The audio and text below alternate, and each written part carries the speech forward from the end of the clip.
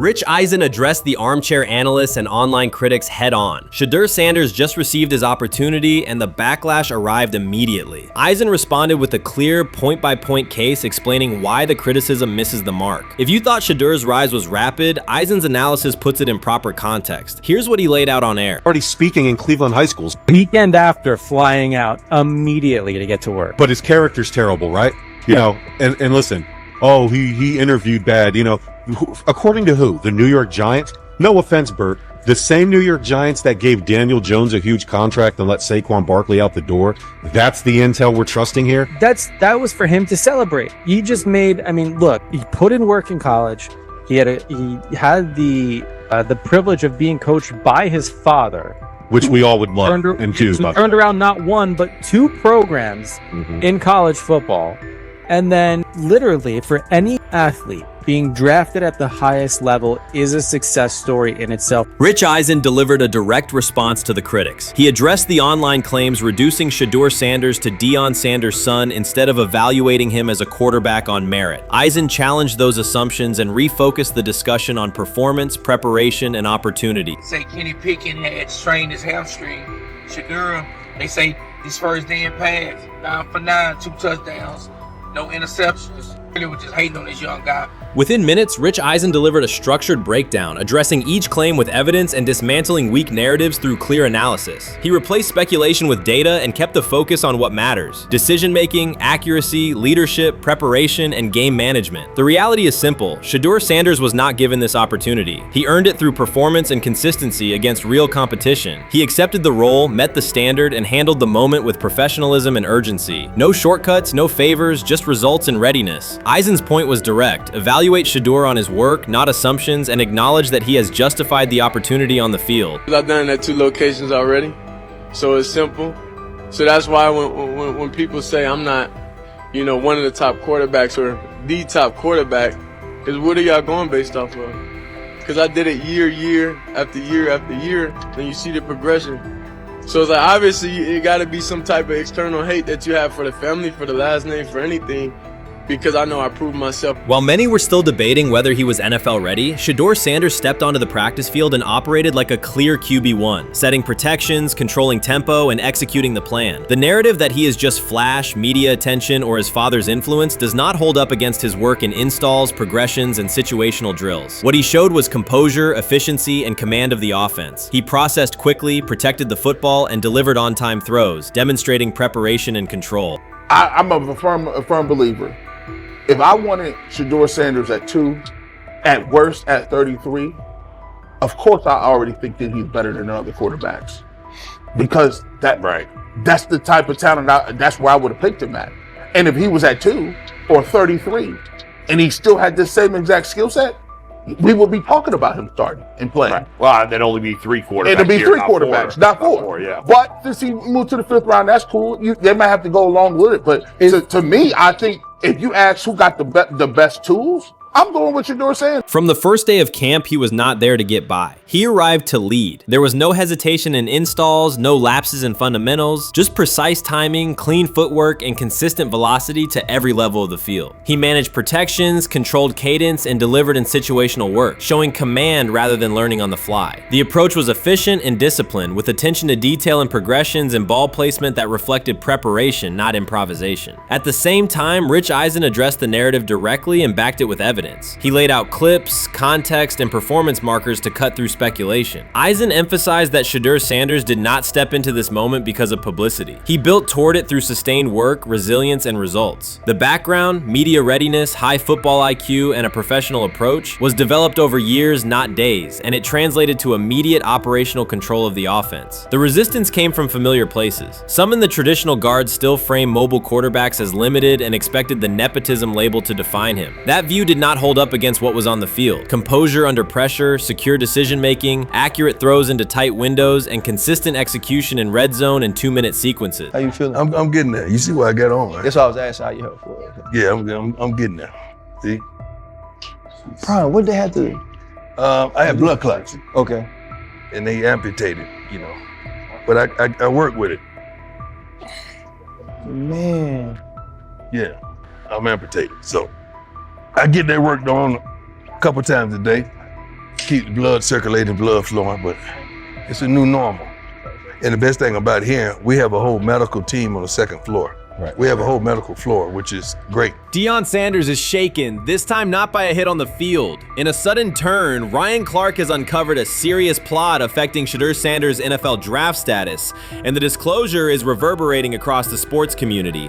What once looked like a simple scheduling delay may actually be a calculated effort to undermine Deion's son.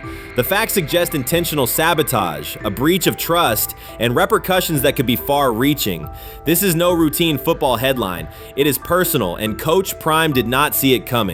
The sports world loves to celebrate underdogs, yet it often takes even greater pleasure in tearing down rising stars. Deion Sanders is witnessing that cycle now, not from the sidelines as Coach Prime, but as a father. The lights in Boulder remain bright, the cameras keep rolling, and Sanders still wears his gold watches, sunglasses, and natural swagger. Still, behind that familiar smile is a man carrying deep pain as criticism aimed at his son mounts daily. How much of that is opening press conference saying, okay, we are family, saying that he was sent to do certain things? Do you feel like people got attached to that, or it just was the fact that prime time is at Jackson State? It's prime time. If my son plays cornerback, I want him to be around, in my opinion, the best cornerback ever to touch the field. That's right. If my son played DN, I'd have to talk to you and tell me who's coaching the DNs. That's but right. I was sending my son to That play greatness. for prime. His pain does not come from critics or losses, but from watching his son, Shedeur Sanders, get pulled into a system where politics outweigh performance. By every metric, arm strength, accuracy, field vision, Shedeur belonged in the top 3 of any NFL mock draft. Defensive coordinators who tried to unsettle him know he never flinches. He owns the unteachable leadership trait that turns strong prospects into franchise cornerstones. Then the narrative shifted. Draft boards that once placed him 2nd or 3rd slid him to 5th, then 12th, and eventually out of the 1st round on some lists. Analysts grew cautious, executives became vague. The statistics stayed strong, and the game film still proved his ability, yet the buzz evaporated. The abrupt silence felt deliberate and wrong. Former NFL safety and respected analyst Ryan Clark then delivered an unfiltered disclosure, not on a scheduled TV segment, but in an unscripted comment. He stated plainly that influential figures inside the league were not overlooking Shedeur Sanders. They were actively holding him back. The motive, Clark said, was political, and the real target was Deion Sanders, Hall of Famer, architect of Jackson State's resurgence, and the coach who turned a 1-11 Colorado program into a national headline. Deion's refusal to conform, wearing sunglasses indoors, dancing with players, speaking candidly, challenged an establishment that favors predictable images and rehearsed statements. According to Clark, that resistance to tradition was not forgotten. When Shedeur displayed the same mix of talent and confidence, concern spread through front offices and media circles. Questions about leadership style and attitude surfaced. Coded language for discomfort with a quarterback who mirrors his outspoken father. Clark's point was clear.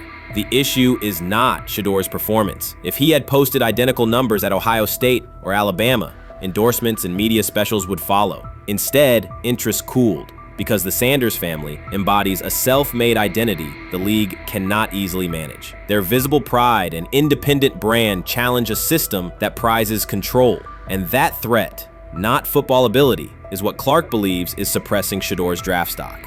Shedeur Sanders doesn't ask for excuses. He hasn't blamed limited reps, patched together receiver groups, or 4th-string offensive linemen struggling against Cleveland's second-team defense. He shows up, works, and demonstrates why he belongs. On day 3 of Browns training camp, for the first time since OTAs, he finally received something close to a fair opportunity. He lined up with the 2nd unit during an 11-on-11 period and made the most of it. In 8 plays, he did what he typically does when given a chance. He executed. He went 2 for 2 on a quick series, finishing with a decisive throw to tight end Blake Whiteheart that immediately caught the sideline's attention. There was no hesitation in his drop, no unsettled feet, and no panic. Just firm, accurate timing and clean operation. It raised an obvious question. What has taken so long for the Browns to evaluate him with a functional group? The story isn't only about one throw, it's about the delay before it. Sanders has been the guy for most of his football life, commanding high school programs, starring in the Southwestern Athletic Conference at Jackson State, then operating under national attention at Colorado. For the first time, he's been told to wait. He has treated that reality as part of the job rather than a setback. He has prepared like a professional since the moment he arrived, and on the third day of camp in heavy heat, he let the football represent his case. While coverage focused on the veteran presence of Kenny Pickett and Joe Flacco, Sanders made an impression with minimal volume.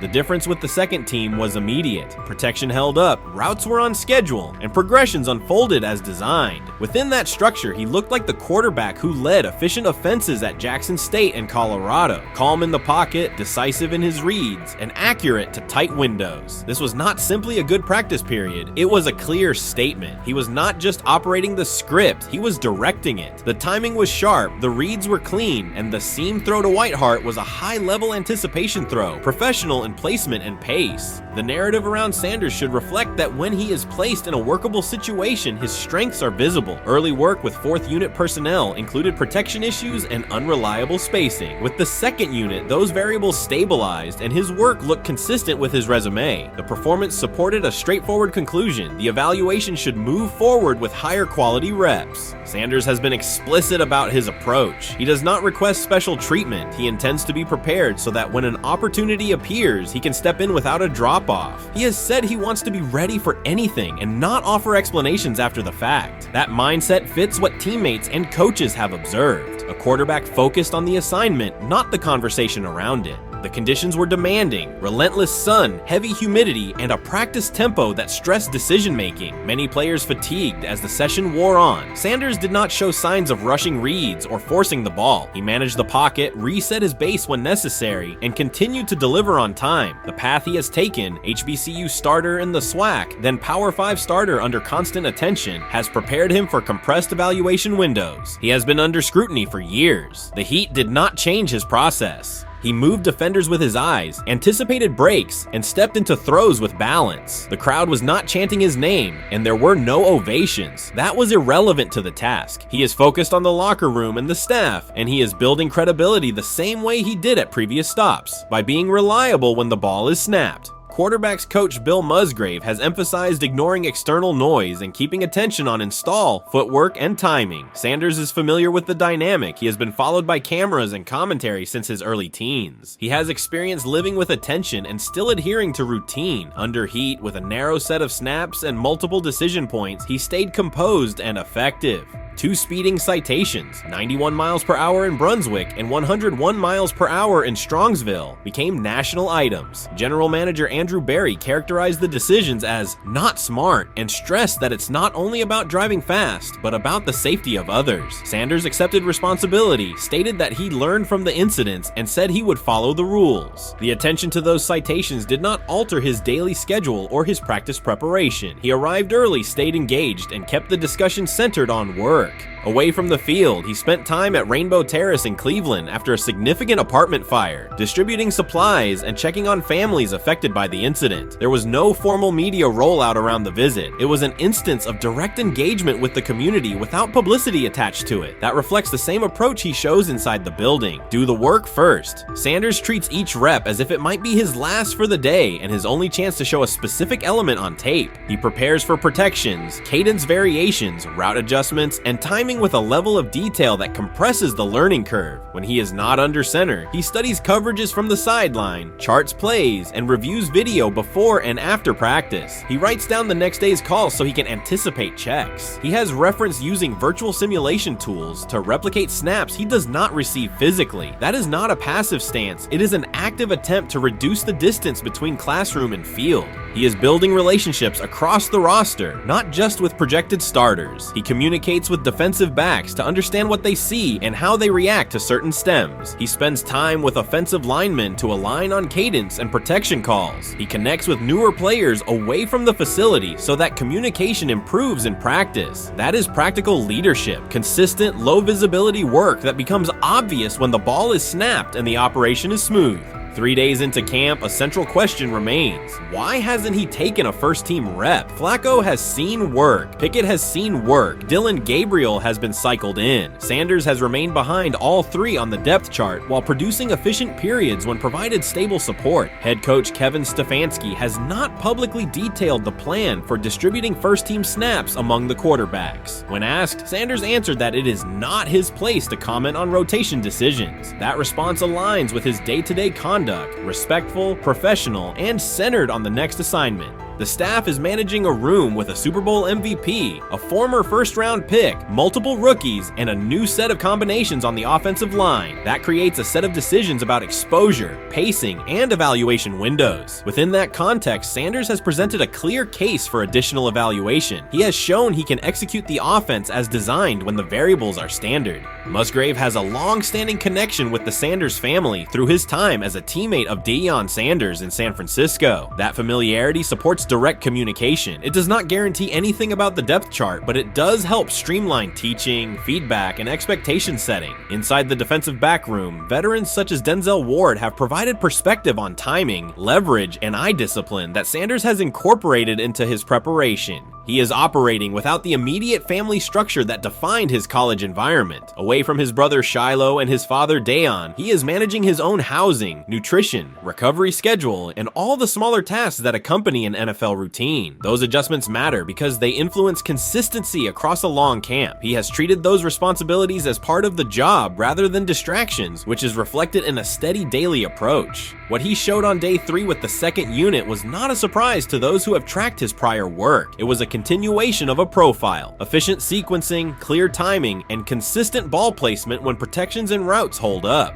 The 8-play period was short, but it was enough to reinforce the point. He doesn't need a large sample to demonstrate baseline operation. He needs a fair sample to test ceiling and adaptability. There is also the matter of perception. Public attention concentrated on the speeding tickets and the general manager's response. Less attention fell on the preparation, the efficient period with the second team, or the community engagement at Rainbow Terrace. That imbalance is common in training camp narratives. Sanders has handled it by keeping his answers simple and his focus on football. He has not tried to redirect the conversation. He has done his work and waited for additional reps. The objective next step is straightforward. Expand the evaluation with higher unit personnel and standard opponents. That does not require a complete reshuffling of the depth chart. It requires allocating a defined sequence of first-team snaps so that timing with starting receivers and protections with starting linemen can be measured on tape. The staff can then compare operation speed, accuracy under pressure, red zone decision-making, and 2-minute mechanics against the other quarterbacks. That is the most direct way to clarify the competition. None of this dismisses the experience or track records of the veterans in the room. It emphasizes that the purpose of camp is to test assumptions with current performance. Sanders has provided enough evidence with the second unit to justify a broader look. He has shown that the pace of his feet matches the pace of his eyes, that he can hold safeties with his shoulders, and that he can drive intermediate throws without float. He has also shown discipline to take the clean completion rather than force the vertical shot when leverage dictates otherwise. Every day, he has addressed the controllable items, meetings, note-taking, install recall, cadence management, and post-practice review. He has not asked for public guarantees. He has asked for an opportunity to compete on comparable terms. The 8-play sequence with the second unit was a small but clear example of what he can do when those terms exist. The staff's communications have been measured. Stefanski has not laid out a schedule for first-team rotations publicly. Barry addressed the speeding incidents directly and emphasized standards for decision-making off the field. Sanders accepted the criticism, adjusted his behavior, and moved forward. Those are the relevant facts. What remains is a football evaluation that can only be completed by giving him snaps with the top group and measuring the results. If that evaluation occurs and he performs at the level he showed with the second unit, the conversation will shift from potential to placement. If it does not occur, the question will persist through camp. Why not test the full picture? Sanders has built a case based on preparation, poise, and execution. He has demonstrated leadership by building relationships across the roster. He has shown maturity in handling external issues directly and moving on. He has given the staff reasons on the field and in the building to continue the process.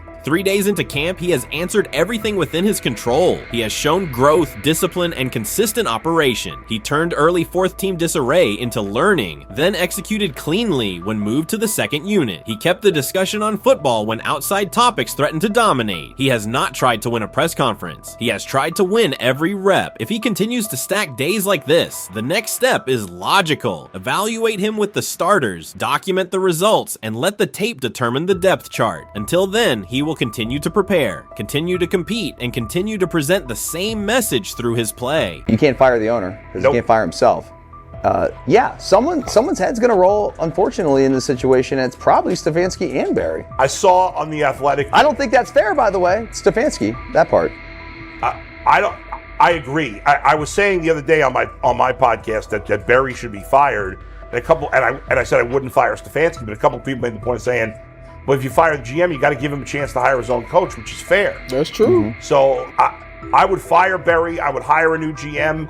If that GM thinks Kevin Stefanski's a good coach, wants to stick with him. Right. The situation in Cleveland has escalated with the NFL. Sources indicate GM Andrew Barry is prepared to move on from head coach Kevin Stefanski if he refuses to elevate Shedeur Sanders. The Browns are weighing a major quarterback change. Leadership appears to be aligning behind Sanders and pushing for immediate action. This is a high-stakes decision about control and the team's direction. I think it's unfair for me to comment in I guess, maybe on behalf of the industry. All I can say is this, the time that we spent with Shedeur, and what he's done throughout his college career is impressive. He's an impressive young man.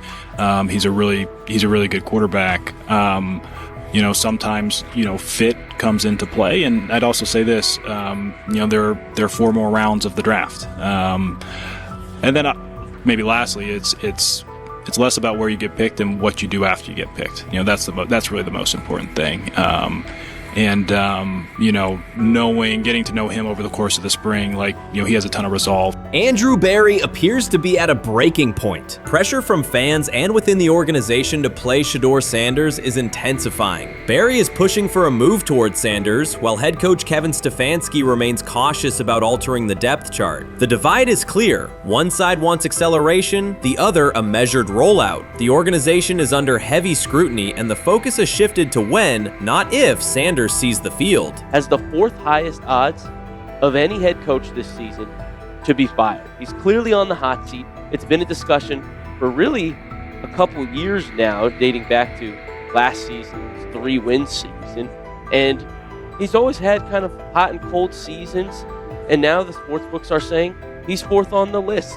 Number 1 is Mike McDaniel of the Miami Dolphins, Brian Daboll of the Giants at 2, Shane Steichen at 3, and there is Kevin Stefanski plus 650 to be fired. This has moved beyond tension to outright stubbornness. Rather than elevating Shedeur Sanders, the staff has chosen Dillon Gabriel. The current depth chart looks less like a forward plan and more like resistance to change. Fans have been clear about who they expect to see, yet the organization keeps delaying. Every week without a real evaluation of Sanders slows development and blurs accountability. Cleveland is choosing a conservative approach when a decisive decision is needed, sending a message of uncertainty to both the locker room and the city. Now, being the 3rd-string quarterback for the Cleveland Browns, was that so much was made out of unbelievable. He actually made the team as the 3rd-string quarterback. Like that was a big deal. Like that was somewhat of a surprise to a lot of people.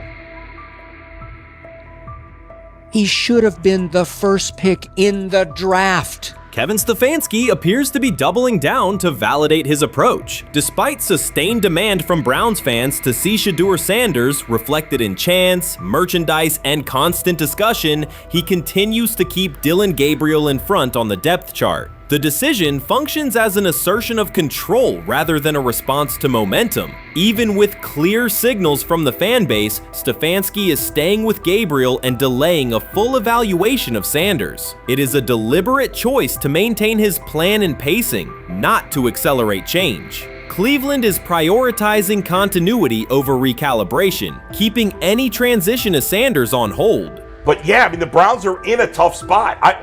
They have wasted. You traded a ton of high draft capital to get Deshaun Watson. You've gotten nothing out of Deshaun Watson and missed an opportunity. Like, who knows who they would have drafted? Now, maybe they would have screwed up those picks and the Browns would still be in bad shape.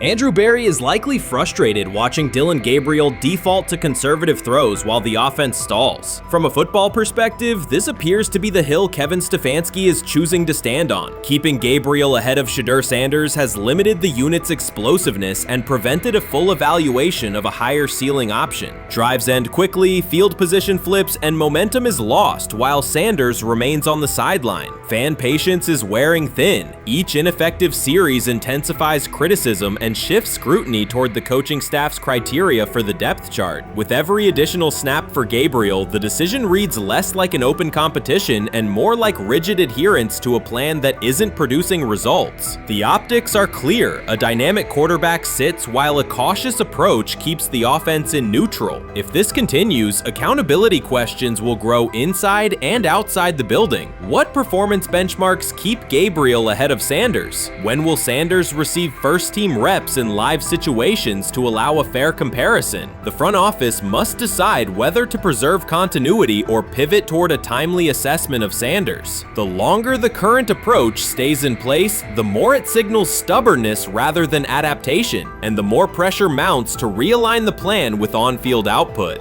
I honestly see it happening if the Browns lose a bunch of games. Like if they get 5 wins or less, I see the report coming out now that Stefanski will be fired. I don't want it to happen. I want the Browns to be good, win a bunch of games. I think that they're going to be a team that is slept on and can at least get 7 wins, which is why if they don't, I see Stefanski getting all the blame for that, and there'll be a new coach in Cleveland.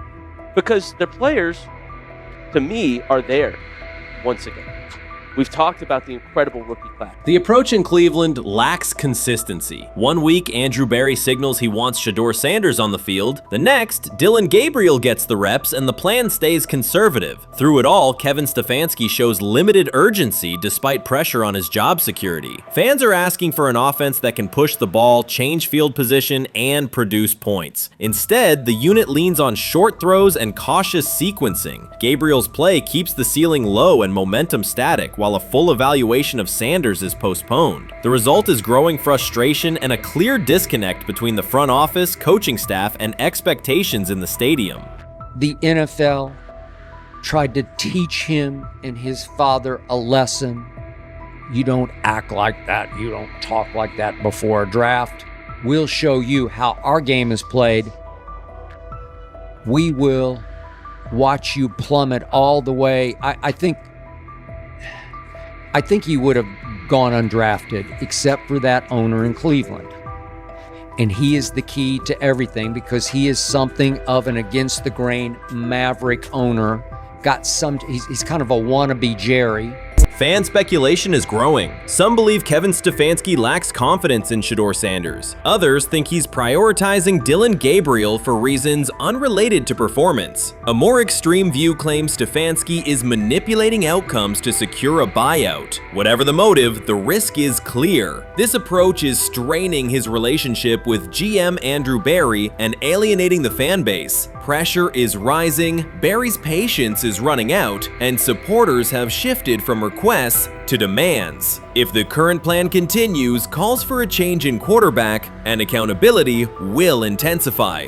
Honestly, guys notice it more when you're out winning games, right? If Cleveland starts off in a bad start, they're not doing well, and all of a sudden Shedeur or Dillon Gabriel are doing well in 7-on-7, they're throwing dimes. In practice drills, the number one defense can't stop them.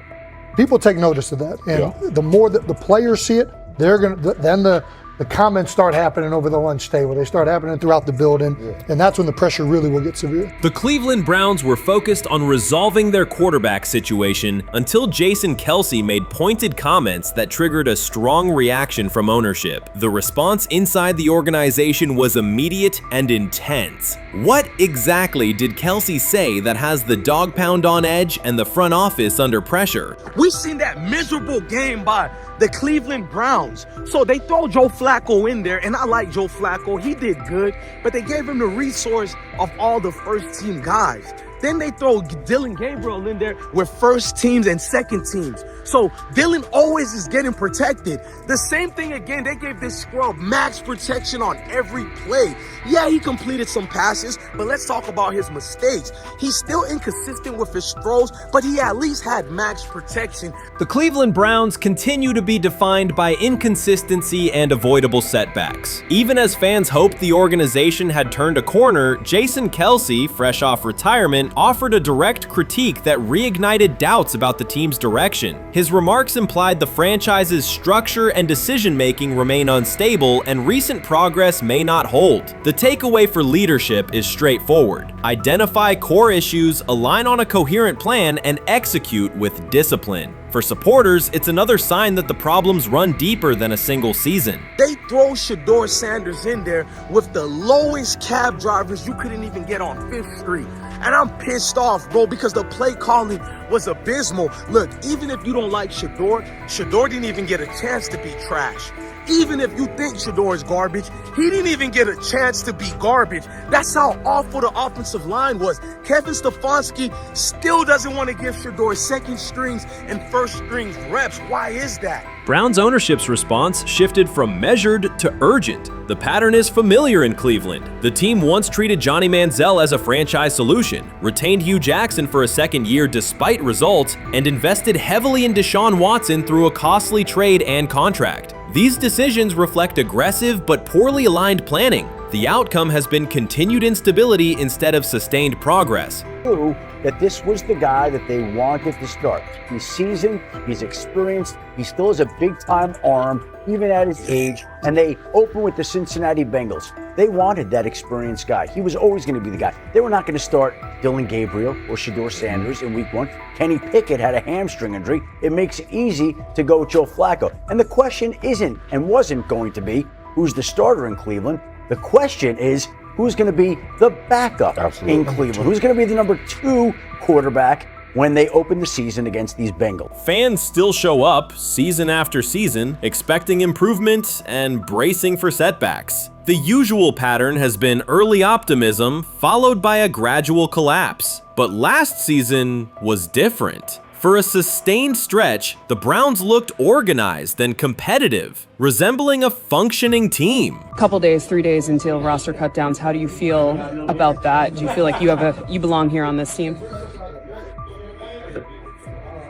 Obviously, I think overall as a player, I feel like I put in the work. I feel like everything I do, I try to do it to my best, and that's all I ask for. So I feel like everybody feels like, they should be on the team, and if you ask anybody on the team, would they feel like they belong, in their own eyes. So I feel like I do, but I'm my own player, I think about myself in a high regard. The front office entered the offseason confident. Kevin Stefanski was being praised and the Dog Pound believed the team had made real progress. Then Jason Kelce delivered a pointed assessment that cut through the optimism. Fresh into retirement, the former Eagles All-Pro and Super Bowl champion said Cleveland still looks like a team patching over issues rather than building a durable contender. Kelce's view was direct. The Browns' structure is fragile, and the roster is too dependent on perfect health at quarterback. He argued the team is one injury away from losing continuity and sliding backward. Because Kelce has operated inside a stable, championship-level organization, his comments carried weight with players, media, and fans. The reaction was immediate. People took his critique seriously, not as outside noise, but as an informed evaluation of how a successful team should be built. Ownership also felt the impact. Jimmy Haslam's response shifted to urgency, a sign that leadership recognizes the stakes.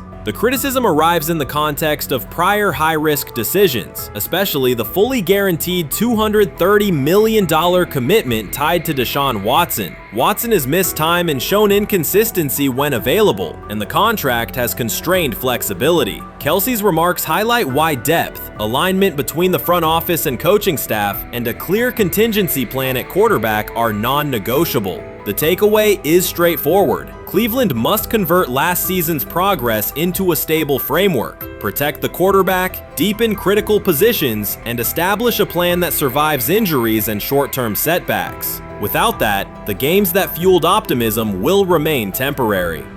If you're a betting man, who do you think starts for the Browns at quarterback? Okay, this is the situation. Kenny Pickett, they actually traded for him. Joe Flacco, no one's bringing Joe Flacco in the building thinking Joe Flacco's going to be the starter. If Joe Flacco is your starter, you got a problem.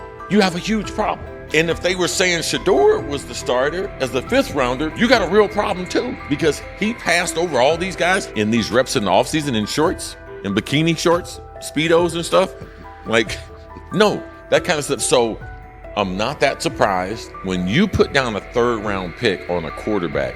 You do believe he has a certain skill set. Jason Kelce stated the obvious. Cleveland committed to a quarterback who hasn't played at an elite level in years, and Joe Flacco's playoff run didn't change the long-term outlook. Ownership appeared more upset that the criticism was public than by the substance of the critique. Many fans agreed. They've seen this pattern before. Rosters age, injuries are inevitable, and when a single contract dominates the cap, one setback at quarterback can undermine the entire season. Kelce's broader point was about structure. The Browns prioritized the high-cost, uncertain starter over depth and contingency. The late-season surge masked issues that remain: limited cap flexibility, thin depth at key positions, and an offense that lacks a credible plan B. Fans recognize how quickly a strong defense can decline with injuries, and how an offense without redundancy stalls. The AFC North raises the stakes. Baltimore with Lamar Jackson sustains a top standard. Cincinnati with Joe Burrow returns to contention when healthy. Pittsburgh rarely slips below .500 under Mike Tomlin and wins with defense and consistency. In that environment, Cleveland can't rely on perfect health or peak form from one player. The path forward is clear. Diversify cap allocation, reinforce the offensive line and receiver depth, carry a legitimate backup plan at quarterback, and install a scheme that functions regardless of who is under center.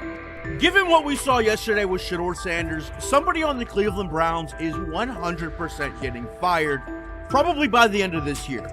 The person who's probably going to end up getting fired is Kevin Stefanski, because I know that he didn't want Shedeur Sanders on the team. It was Andrew Berry who made that pick. You can't really go against your GM. Bad things happen in this situation. But Shedeur Sanders is not without fault for what we saw yesterday. This is the play that we saw yesterday that had the internet just exploding, where Shedeur Sanders took like a 24-yard sack.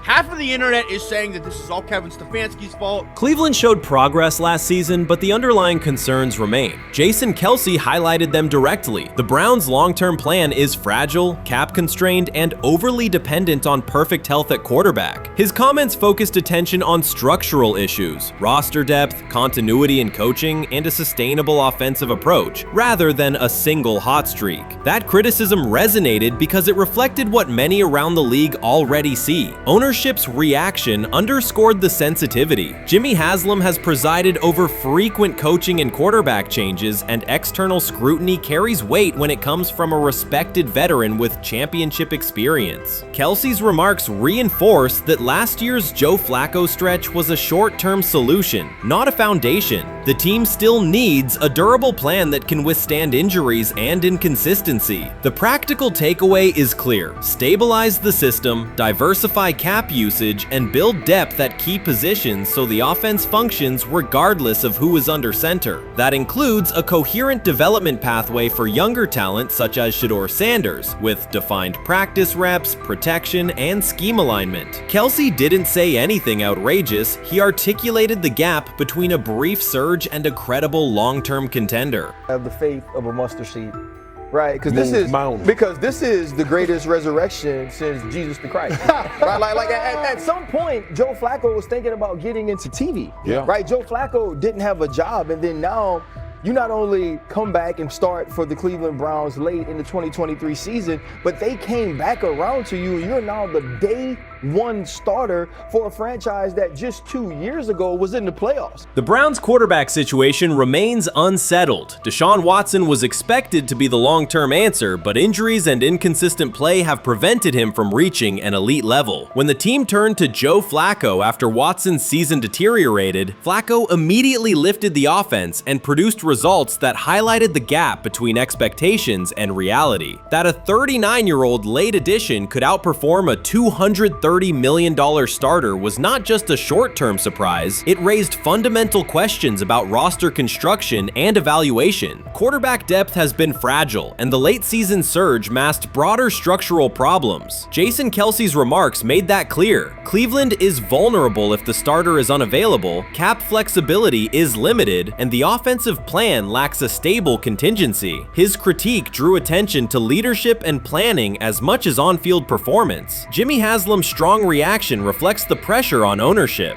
The organization has promoted a message of stability and progress, but Kelce's assessment suggested those gains are not yet durable. The path forward requires a realistic approach to the cap, a credible backup plan at quarterback, and a system that holds up regardless of personnel. That's exactly what he says. I'm told the footage of Shedeur Sanders meeting with the Giants is so bad that both the Browns and the Sanders family have threatened legal action if it is published. The New York Giants have released audio from their draft interview with Shedeur Sanders, and the disclosure has drawn intense public reaction. Fans want to know whether Sanders made critical remarks and why the Giants shared material that should have remained confidential. This situation revolves around an open microphone, contentious comments, and the broader implications of the leak. The New York Giants published a brief, edited segment from their interview with Shedeur Sanders and withheld the remaining footage. Observers are debating whether this was a strategic public relations decision or an attempt to discredit him. The team has offered no additional explanation, and many fans view the limited release as inadequate and potentially misleading. They are demanding full transparency and accusing the organization of orchestrating a negative narrative. While criticism of Sanders is vocal, his supporters are responding with equal intensity.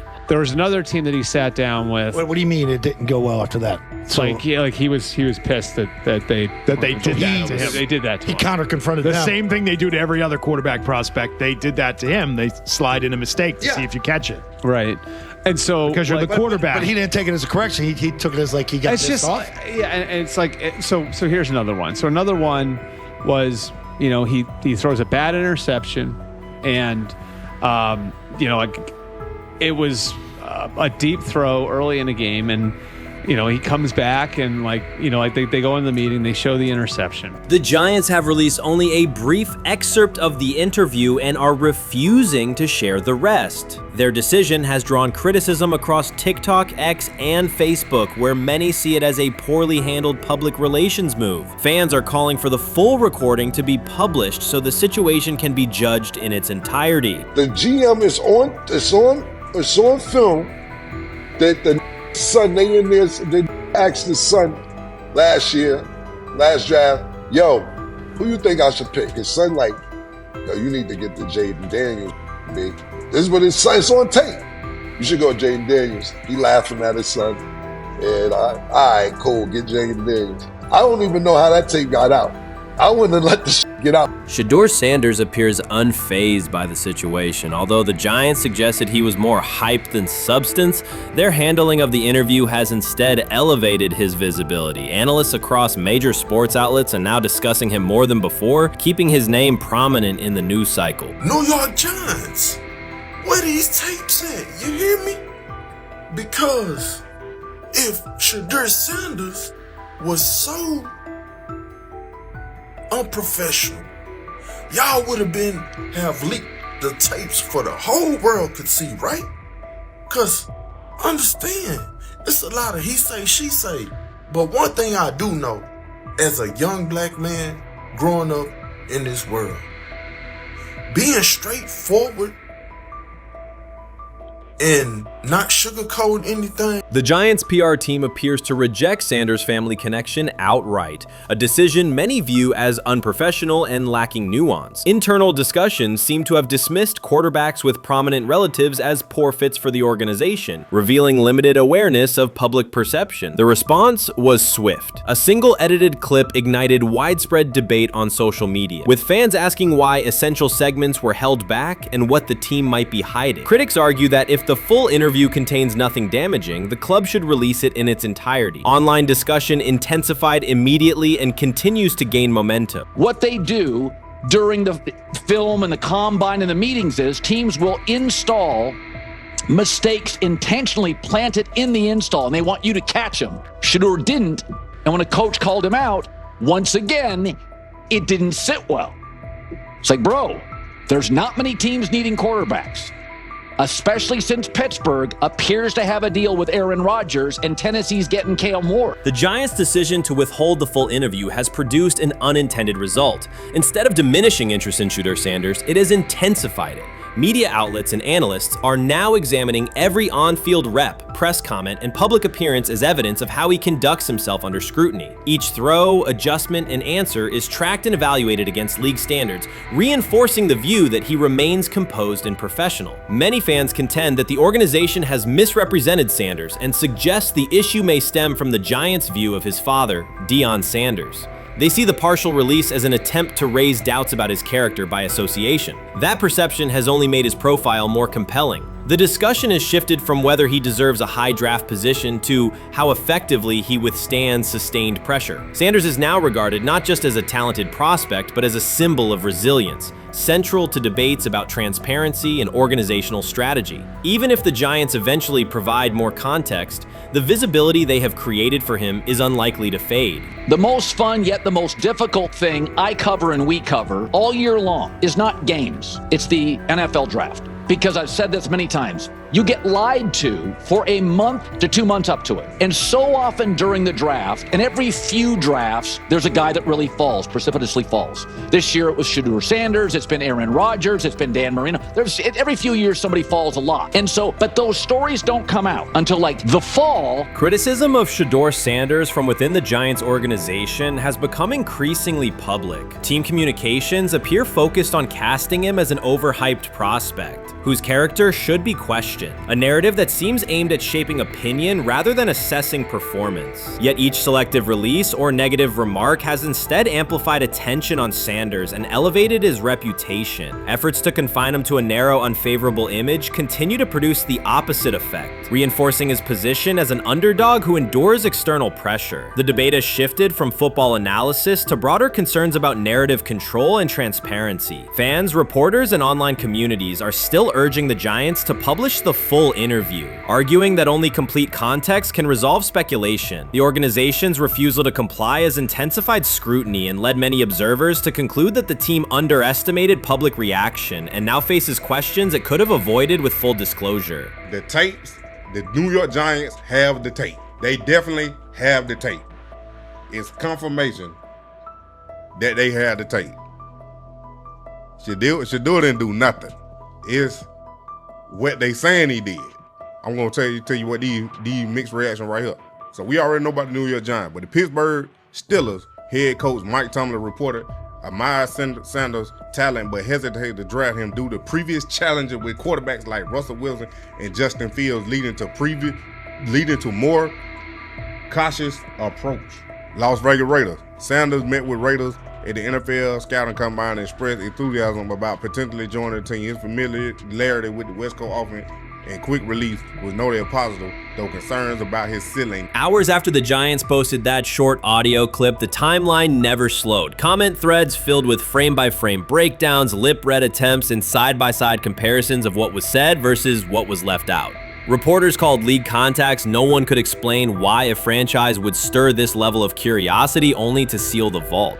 Each refusal sharpened focus on Shedeur Sanders, turning routine throws into national talking points. Analysts kept circling back to the same note. His cadence at the line looks unchanged, steady against the noise. Hashtags demanding the full interview, trend drop, and trend again. Podcast hosts bump scheduled segments to lead with the leak. Rival teams get asked how they would handle a similar situation, then quietly check their own archives. Inside Giants headquarters, the plan to shape the story looks less like strategy and more like a slow burn spotlight they can't switch off. And now every preseason snap, every media availability, every stray sideline camera angle gets fed into a loop that asks, what are they still hiding? The file remains locked. Curiosity keeps compounding.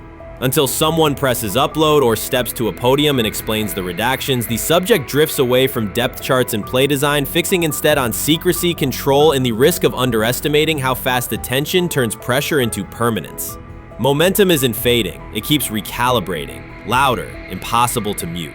Shedeur is lighting it up in practice every day. You're not even a half bit curious to see what he could do with the ones. That makes no sense. And then on top of all of that, you got players going on podcasts and talking to people in the media saying this guy is really good. Like, this guy is legit. So even your peers respect you enough. How is it that the coaches can't see that? It always starts with the players, where the player's like, hey, you see that? You seen that pass he threw? The Cleveland Browns were taken by surprise when quarterback Shedeur Sanders stepped in for first-team snaps, asserting control of the drill and instantly highlighting deficiencies across the rest of the room. His confident command forced coaches to pause practice clips, reevaluate progressions, and consider immediate adjustments to the depth chart. Within minutes, discussions spread throughout the facility and online forums as fans weighed what Sanders' showing means for the current starters. The organization now faces an urgent, data-driven decision on whether Sanders should move up permanently. Shedeur Sanders arrived at Browns practice, took several first-team reps, and the entire quarterback group immediately felt the pressure. Coaches erased the whiteboard and reviewed their plans. Staff members exchanged concerned comments, and observers began asking whether Sanders was positioned to assume a larger role. Tony, every year we see at least 1 to 2 teams. They were in last place in their division the year before.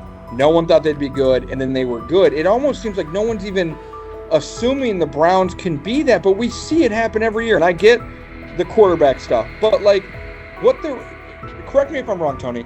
The Browns are trying to run the football, play good defense, not turn the ball over in the passing game, and try and take advantage when they can, correct? That's what they're trying to do.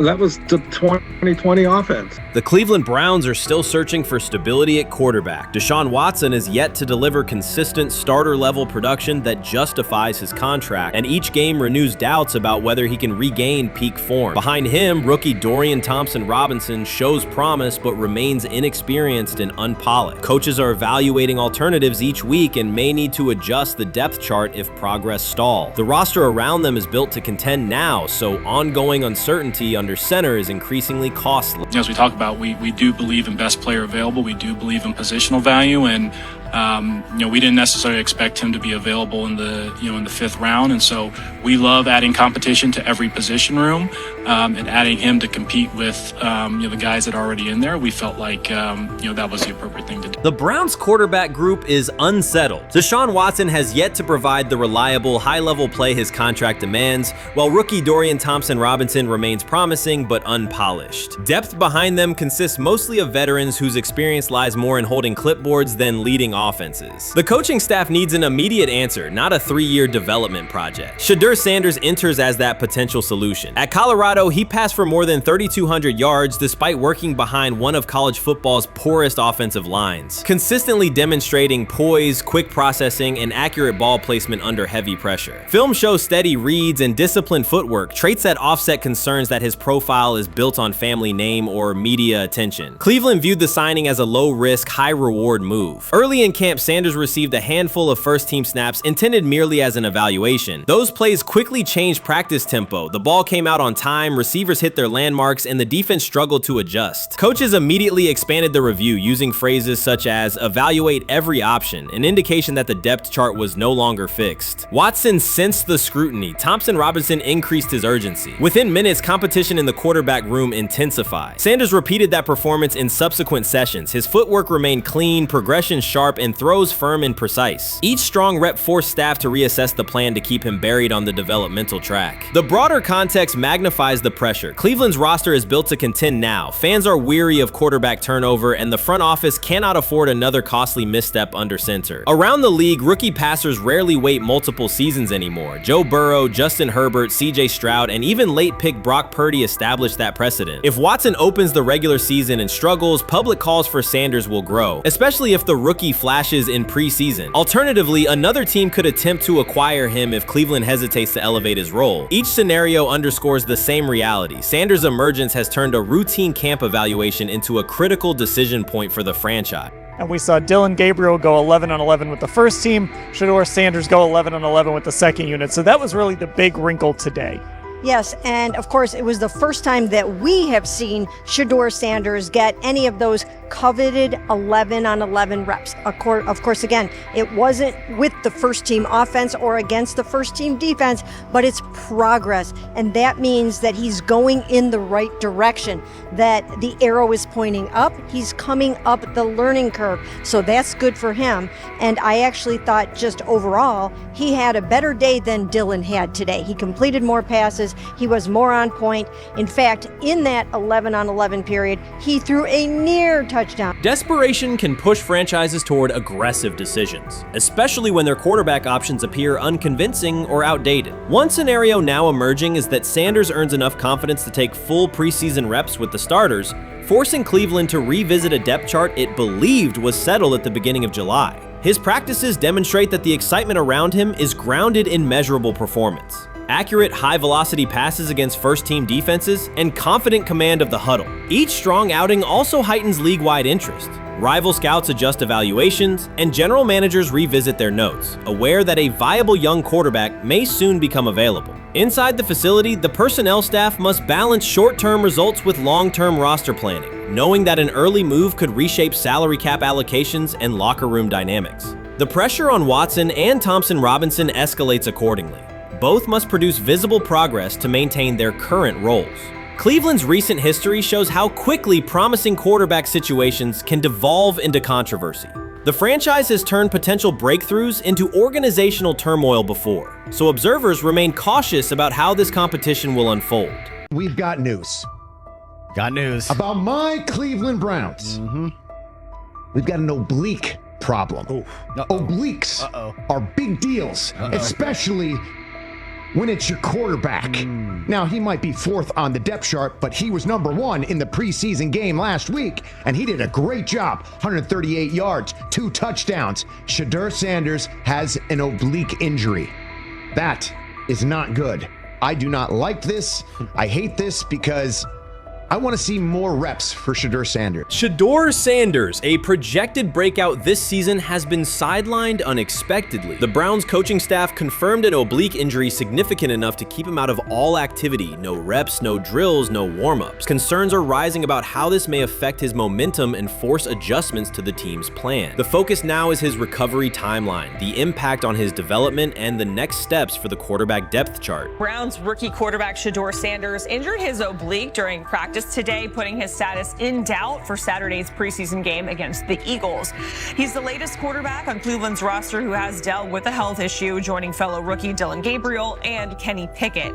Sanders, who is trying to fight his way up the Browns depth chart, started the preseason opener last week and threw to practice. So how concerning is this for Shedeur as he is trying to, again, make his way up the depth chart, be QB2, potentially QB1 in the future? Dylan Gabriel taking Shedeur Sanders' QB1 spot after Sanders suffers an oblique injury is more than a roster change. It signals the staff is choosing urgency over efficiency. You do not replace a quarterback operating near a 70% completion rate with one coming off a 32% outing unless the decision is driven by desperation or poor evaluation. That is not strategy, it is avoidable loss of production. The impact on accuracy, timing, and drive sustainability is clear, and the difference is apparent to anyone watching. Well, here's what we know. I mean, after practice, Kevin Stefanski, the head coach of the Cleveland Browns, was not available to the media, but I did talk to him on the field as the players were coming off, and he told me that Shedeur Sanders complained of oblique soreness during the warm-ups this morning. Shedeur Sanders' absence isn't just a gap in the lineup, it's a setback for the entire offense. He thrives under pressure and makes throws others won't attempt. When he's healthy, every pass has intent, every drive has rhythm, and opposing defenses know they're in for a long day. Replace him with Dylan Gabriel and the defense senses an opening. Corners press tighter, safeties cheat down, and linebackers blitz more aggressively because they don't expect the same timing, velocity, or accuracy.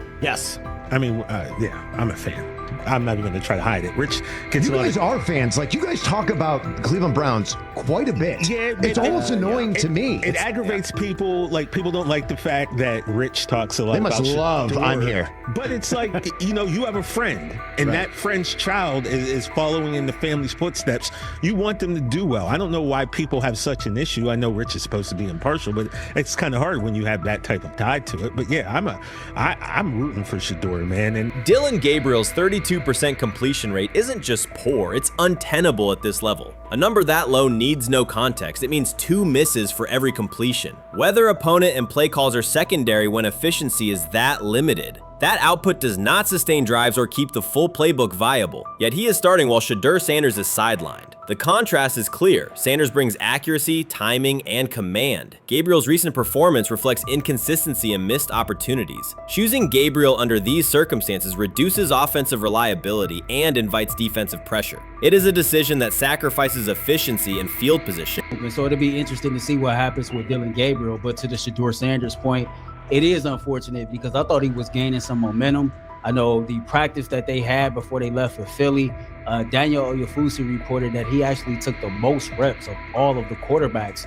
And that was the first time that had happened. It was the first time that he had went ahead of Dillon Gabriel, practicing with the twos, etc. So, like, coming off that stout performance against the Carolina Panthers, he was gaining momentum. If this were a clean evaluation, there would be no debate. Shedeur Sanders is the clear choice. He's accurate, composed, and consistent with a track record of high-level production. Dillon Gabriel remains a question mark, and not the kind that stresses defense. He's the kind that makes coaches consider leaning on the run to limit risk and protect field position. The reality is that injuries create openings for players who haven't earned them. Gabriel has stepped into QB1 while Sanders is out, but that reflects circumstance, not superiority. We don't know the severity of this oblique injury and whether it will even keep him out of Saturday's game against the Eagles.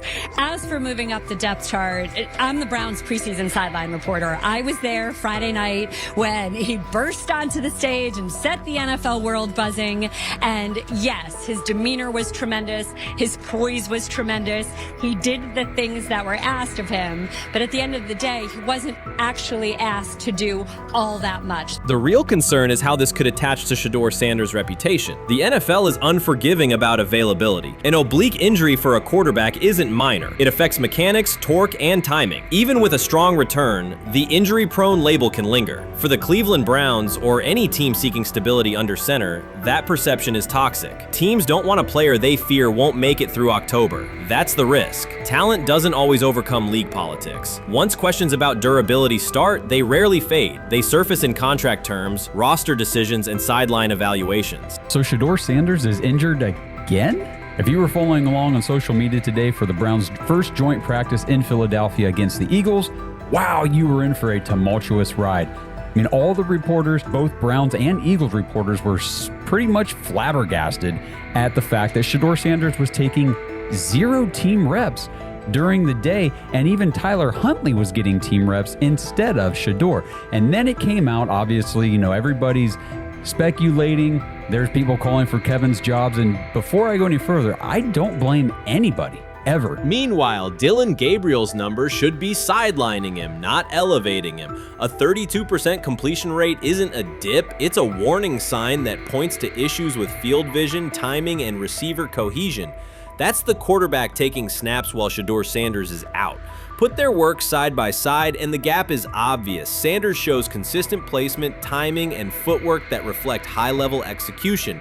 Gabriel's recent output introduces variability that shrinks the call sheet and stalls drives. You can't claim the priority is winning while starting a quarterback who isn't reliably delivering routine completions. Fans recognize it, receivers lose confidence and tempo when targets are off, the offensive line's urgency fades when protection doesn't translate into productive throws, team belief in the quarterback is fragile, and once it erodes, a season can come apart quickly. We could be looking at, 3/4 of Snoop and maybe 1/4 of Dillon Gabriel. Not really exciting for the fans. Of course, it would be nice to see what Dillon looks like. Did spend third-round capital on him. If you're Dillon Gabriel and you're a rookie, is not going to be you on want to this get team. healed. You want the reps. You want to take these reps. So what do you do to prepare yourself and get ready? Because, man, when rookies get injured, it's like these reps are so valuable. Yeah, sets them back a lot. We do have some video here. Mike Garafolo had some video of Jalen Hurts kind of helping Shedeur used his cart to get off the field here. Shedeur Sanders changes the entire equation. His presence under center keeps defenses honest, keeps teammates engaged, and expands the coaching staff's options. You can call vertical shots, open the playbook, and control the game's tempo. Dillon Gabriel limits that. With him, the playbook narrows, drives stall, and the defense ends up on the field too long trying to compensate. The Cleveland Browns are not in a position to gamble at quarterback. This is a franchise with a difficult history at the position. With Gabriel, the issues are visible from the stands. A 32% completion rate won't jump to 60% with a few extra reps. If anything, it will decline as defenses present looks they would not risk against Shedeur. And that's the core issue. Shedeur Sanders at 80% is still a better quarterback than Dillon Gabriel at his best. That isn't exaggeration, it's the numbers. If Sanders is a 70% passer when healthy, even a drop to 60% keeps him well ahead of where Gabriel is now. Yet the team is rolling with the quarterback who isn't delivering routine completions. Every week Sanders is out, his hold on QB1 loosens. That's the hard truth. The longer Gabriel stays in the role, the more coaches cite continuity and chemistry to cover what's happening on the field. Every throw and every drive has to be a statement, not just to win, but to erase any notion that Gabriel is a legitimate alternative. In the NFL, QB1 isn't handed back because you used to be the best option. You have to take it. Started off with some positive news for Shedeur, and then it kind of just went left real quick. Shedeur got the news early on that if Dillon Gabriel couldn't go, he would get his second straight start in the Saturday preseason game against the Philadelphia Eagles. And then he went on to injure his oblique. For the fans who don't know exactly what part of the body the oblique is at, what that injury is, and how it can impact the quarterback, can you explain to them what is an oblique injury?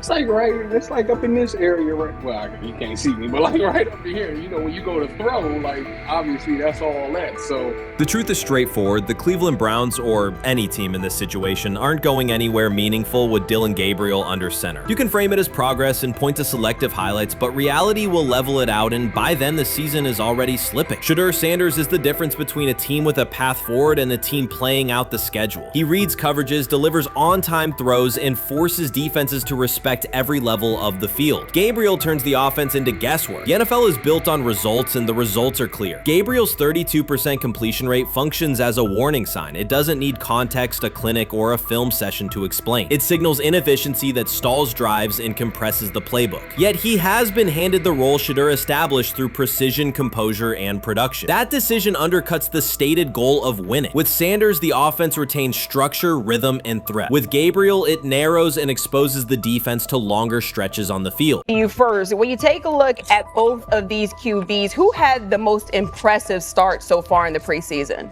Well, to me, it was Shedeur. I didn't see any interceptions when he was out there. Didn't see anything like that. I mean, don't get me wrong. I don't think Dillon Gabriel did a bad job. I was impressed with the brother, but I'm going to go with Shedeur. The pressure was on him. The spotlight was on him. Stephen A. Smith didn't just call out Dillon Gabriel. He held him accountable and made him rethink his comments. The moment Dillon Gabriel spoke and went after Shedeur Sanders, it wasn't a minor slip. He crossed the line and stepped directly into Stephen A. Smith's wheelhouse. And Smith answered with a clear, direct response that left no room for misinterpretation. The comparisons were emanating from the media more so than anybody else. And that's what I think, that's exactly who I think he was directing his comments towards. Having said that, Dillon Gabriel, respectfully, it was stupid. A very dumb comment to make. First of all, let me tell you something right now.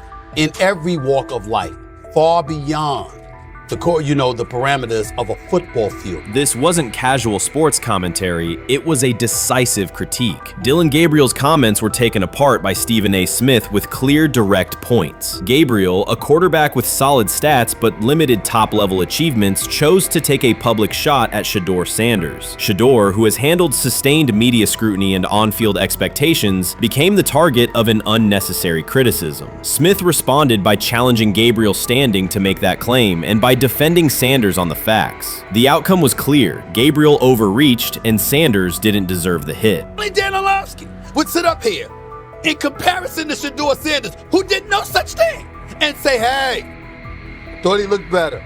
I mean, I got to give him the edge here. I thought it wasn't bad. A pick six and a fumble, and we can get over fumbles. Have you heard anybody say that? I know it's possible. Have you heard anybody say, get over? Stephen A. Smith responded immediately. As soon as Dillon Gabriel made his comments about Shedeur Sanders, Smith delivered a clear, point-by-point critique that drew national attention across the NCAA media cycle. Dillon Gabriel has a reputation as a good quarterback, not a dominant one. He can post strong numbers against opponents like Tulsa, but his performance has been inconsistent when the stakes and competition rise to playoff level. Well, those who produce get treated differently than those who don't.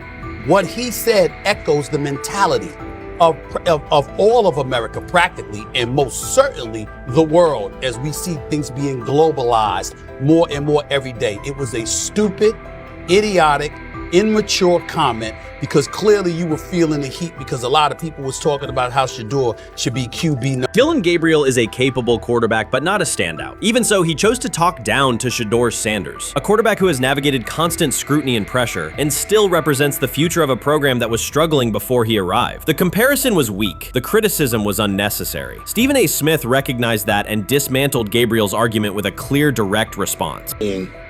How the Browns react to this, how the locker room reacts to this, how Shedeur reacts to this, because it was a clear shot at Shedeur. But let's say Dillon Gabriel's talking about the media. How could you be a brand new quarterback in the NFL and the first time you get behind a mic after your first game, you throw the media under the bus? That's arrogance. Stephen A. Smith excels in moments like this. When Dillon Gabriel made his remarks about Shedeur Sanders, Smith responded with a focused, direct critique. He questioned Gabriel's standing to make that claim, noting that Gabriel has transferred between programs and has not been a Heisman finalist. Without theatrics, Smith laid out why Gabriel's resume doesn't justify taking public shots at Sanders. Smith's point was clear. Targeting Shedeur Sanders, a quarterback central to his program's future and consistently under intense scrutiny, was misplaced. Gabriel's criticism lacked the substance to support it, and Smith methodically showed why. To him today on his 42nd I want you to be meaner. birthday. That's number one. Number two, after the game, the Browns head coach Kevin Stefanski said there was a mix-up in the routes and that players were in the area that they shouldn't have been. Look at Stephen A's face. Look at Stephen A's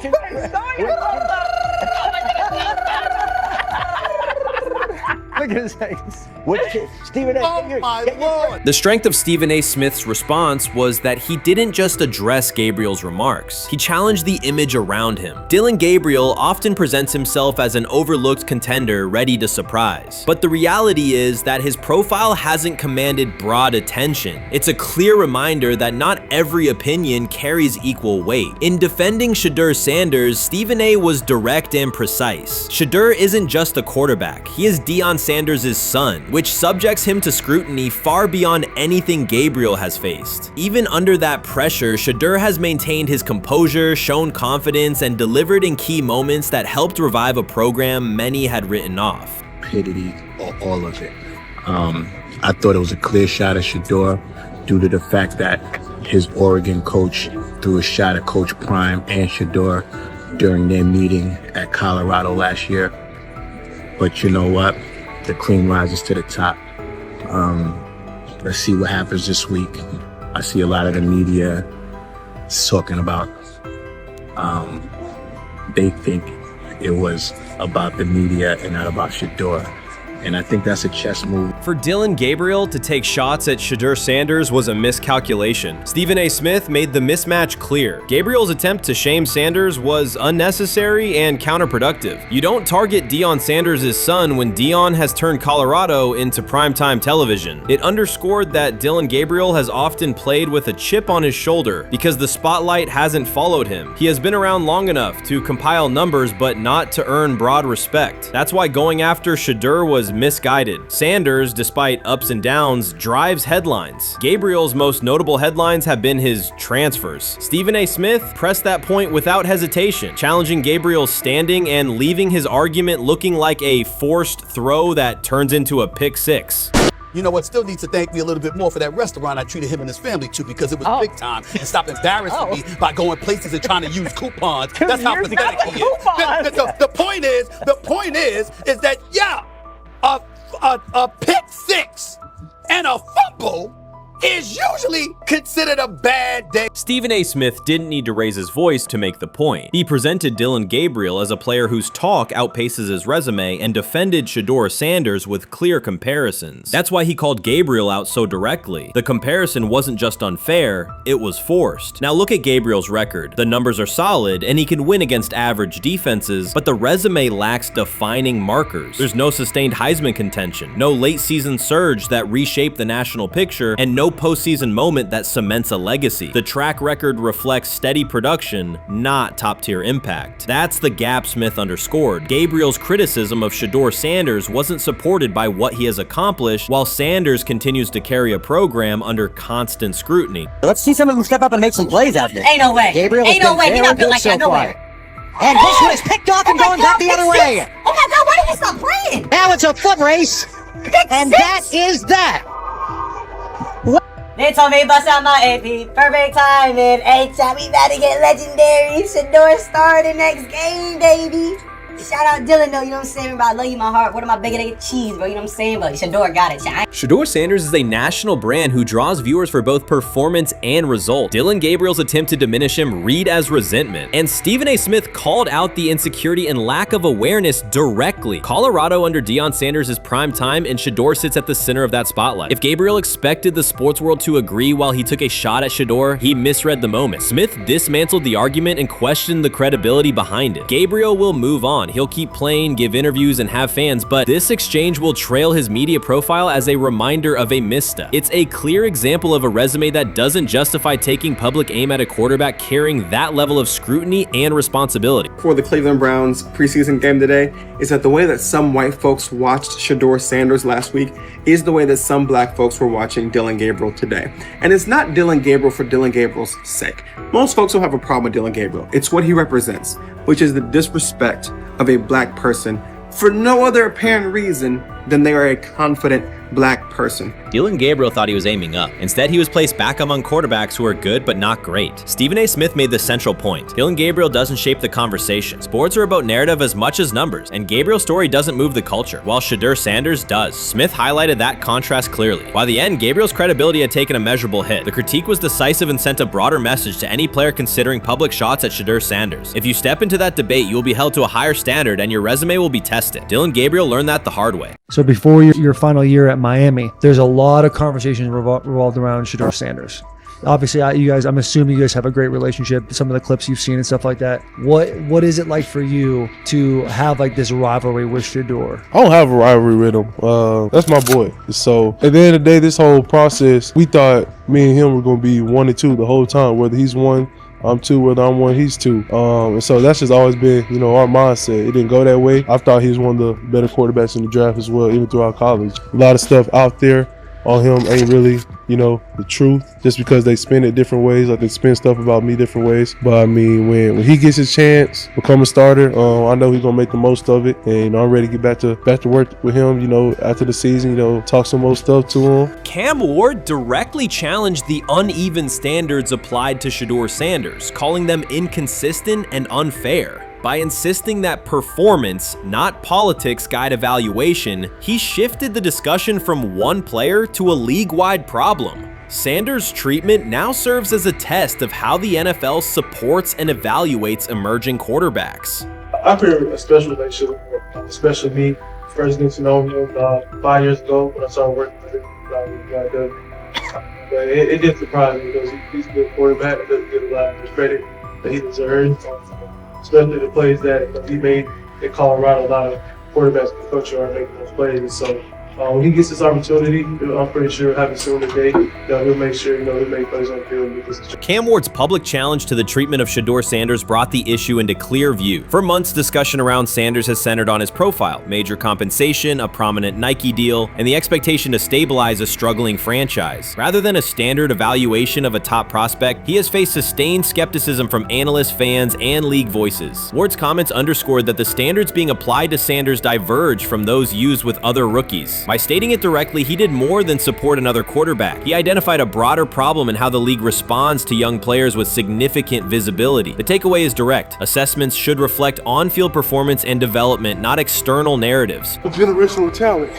I'm gonna prove him right. I'm gonna prove him right, don't worry. Oh my God. An article came out today. I'm generational.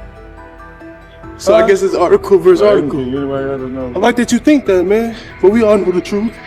What? Trav gonna be first? You generational, I'm legendary. That's cool. We can be legendary. Legendary, get their ass. We'll start doing it in like 5 minutes. Shedeur Sanders entered the league with more than a playbook. He brought a public brand, a family legacy, and expectations unusual for a first-year quarterback. Before his first regular season throw, he was already positioned at the center of attention. Rather than assess him on that reality and his on-field ability, many voices reduced him to marketing, treating visibility as proof of hype instead of performance. Cam Ward pushed back on that framing. His point was simple: judge Sanders by the same criteria applied to other rookies. With Sanders' resume, production, leadership, and composure, most first-year quarterbacks would be discussed as long-term cornerstones. The evaluation should be consistent, focused on development and results, not perception. Look at the process with Shedeur, who I know is a buddy of yours, and how do you think both of you guys will end up doing in the league?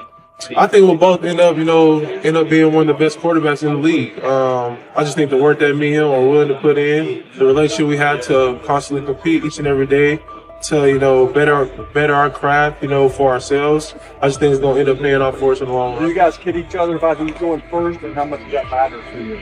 Yeah, we play around, we joke around with it. It really don't mean nothing. The draft pick will never mean anything. At the end of the day, you got to show whether you can prove each and every Sunday. You can't just do it 1 year. Disrespect shows up in two patterns. First, Shedeur Sanders is repeatedly framed through his father, Deion Sanders, as if lineage erases his own work. Discussion drifts to pedigree instead of what the film shows. Second, his visibility is treated with suspicion. His audience reach, partnerships, and ability to lift ratings are labeled hype rather than recognized as value. Instead of acknowledging that he drives demand and expands the stage for his team, critics call it an unfair edge. The result is a skewed evaluation. Star power is held against him while on-field production gets pushed aside. The standard should be consistent. Assess the tape and the development, not the last name or the attention it brings. Well, Ward were microfacts. Cam Ward's remarks went beyond defending Shedeur Sanders. They confronted how the league manages star power. The reality is simple. The NFL markets visibility, but resists it when a player doesn't follow the expected script. Rookies are supposed to be quiet, deferential, and grateful for limited leverage. Sanders arrived with leverage, brand reach, major endorsements, and confidence. And that presence was recast as entitlement. Instead of treating those factors as earned advantages, much of the commentary used them to diminish him. Ward called out that contradiction. The same influence the league sells to audiences is criticized when a young player exercises it. His point is a standards problem, not a personality dispute. Evaluate Sanders on his preparation, leadership, and results. Don't penalize him for having a platform or for using the leverage that the modern NFL itself helps create.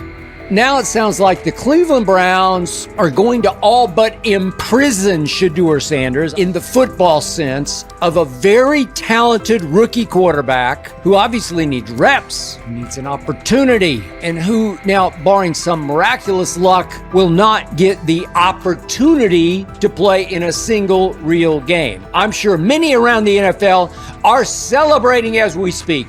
They are chuckling about this. Many in the NFL wanted to teach Shedeur and his daddy. Cleveland became the center of the conversation. With Shedeur Sanders attached to a major Nike partnership, the expectation was straightforward. He should be given real game reps. The Browns instead leaned on Joe Flacco as the default choice, treating stability as the safer path while sidelining a quarterback with clear cultural and commercial pull. Each week Sanders didn't see the field, scrutiny grew. Commentary questioned the value of his contract environment and relevance, and fan debate shifted from development to doubt. That wasn't measured evaluation. It was a delay framed as prudence that eroded confidence in the process. Cam Ward reset the terms of the debate. He pointed to an uneven standard. When veterans or other young players secure significant endorsements, it's considered smart business. When Sanders does it at scale, it's recast as ego or hype.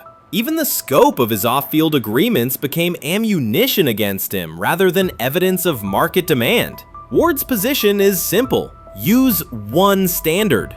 Assess Sanders on preparation, decision-making, and progression, not on discomfort with his platform. Treat visibility as an asset, not a disqualifier. The issue isn't attitude or branding, it's the consistency of the evaluation. Ward called it directly. The treatment has been unequal, and it should be corrected by aligning opportunity with performance criteria. Fans need to recognize there's not a team in the league he'd start for. Not one. That's not ridiculous, that's not unfair, that's not a vast conspiracy. Shedeur Sanders fans are Angel Reese fans. They're just fair weather fans who don't really give a fuck about the sport. Most of them are just Dion fucking groupies that followed him when he went to fucking Colorado, just like Angel Reese's fans had never watched basketball prior to her playing at LSU, and they followed her to the WNBA and don't know shit about the sport. That's it. Now Dion fucking groupies are running around acting like, oh, this is payback to his dad. The timing is pivotal. Shedeur Sanders isn't trying to blend into the league's background. He's shaping the agenda. He drives debate segments, fuels short-form highlights, and moves merchandise at a pace most rookies never approach. By the metrics that define modern attention, he is the draw. Yet, a segment of observers continues to undercut him, not because of shortcomings on tape, but because of discomfort with how prominent he already is. Cam Ward put words to what many could see. Coverage around Sanders has been filtered through reaction to his visibility, rather than a clear read of his performance and growth. The market has already weighed in. Demand is real, not manufactured. Nike's record-level rookie endorsement aligned with that reality, signaling long-term value and cultural reach. This exposes a core contradiction. The NFL depends on star power to sell tickets, fill stadiums, and boost ratings, but it resists stars who set terms on their own. Visibility is celebrated until a player exercises it. The fix is straightforward. Apply one standard. Evaluate Sanders on preparation, decision-making, and results, and treat his platform as the asset it is. If the league benefits from his presence, its evaluation practices should reflect that same reality, consistently and without penalty for scale. Shedeur Sanders does not depend on league promotion. He established his platform before the NFL and continues to expand it on his own terms. That autonomy challenges the status quo. Cam Ward's support was more than a defense of a teammate. It was a warning that if the league holds to outdated expectations, it risks falling behind the very players who drive audience attention and revenue. Claims that Sanders lacks real popularity ignore measurable facts. A large, active following, consistent merchandise demand, and sustained coverage across major outlets. Doubts about his standing as a quarterback overlook his college production and growth indicators. The pattern is familiar. Efforts to minimize him increase his reach. Each skeptical headline widens the spotlight, and each dismissive take creates more engagement. You cannot reduce a player built for visibility by arguing he should be less visible. The practical outcome is the opposite. Scrutiny becomes signal. Sanders is not merely enduring criticism, he is turning it into momentum, converting attention into leverage on and off the field.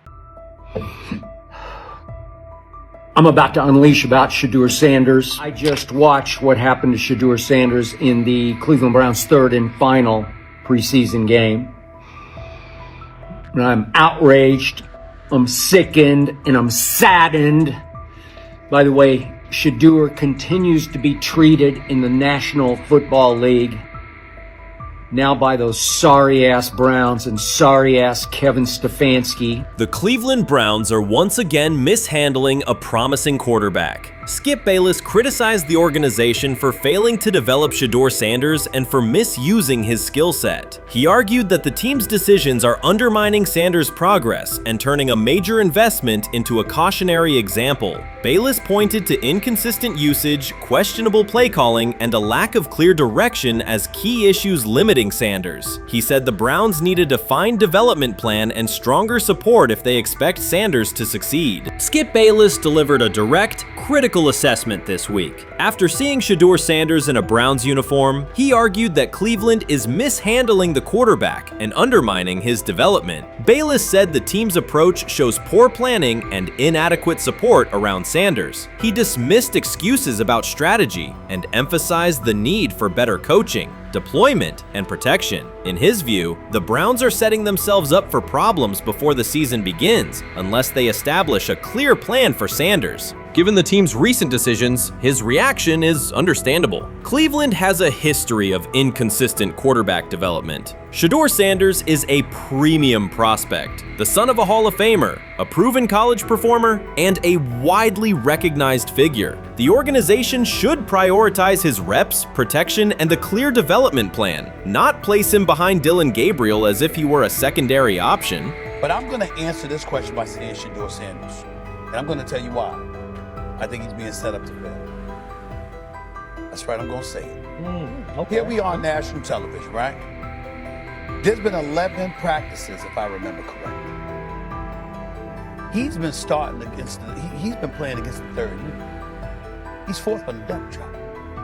And then suddenly you throw him into the start line, and he hasn't had any reps for the first team at all. Think about that. So you're just gonna throw him to the wolves like that, huh?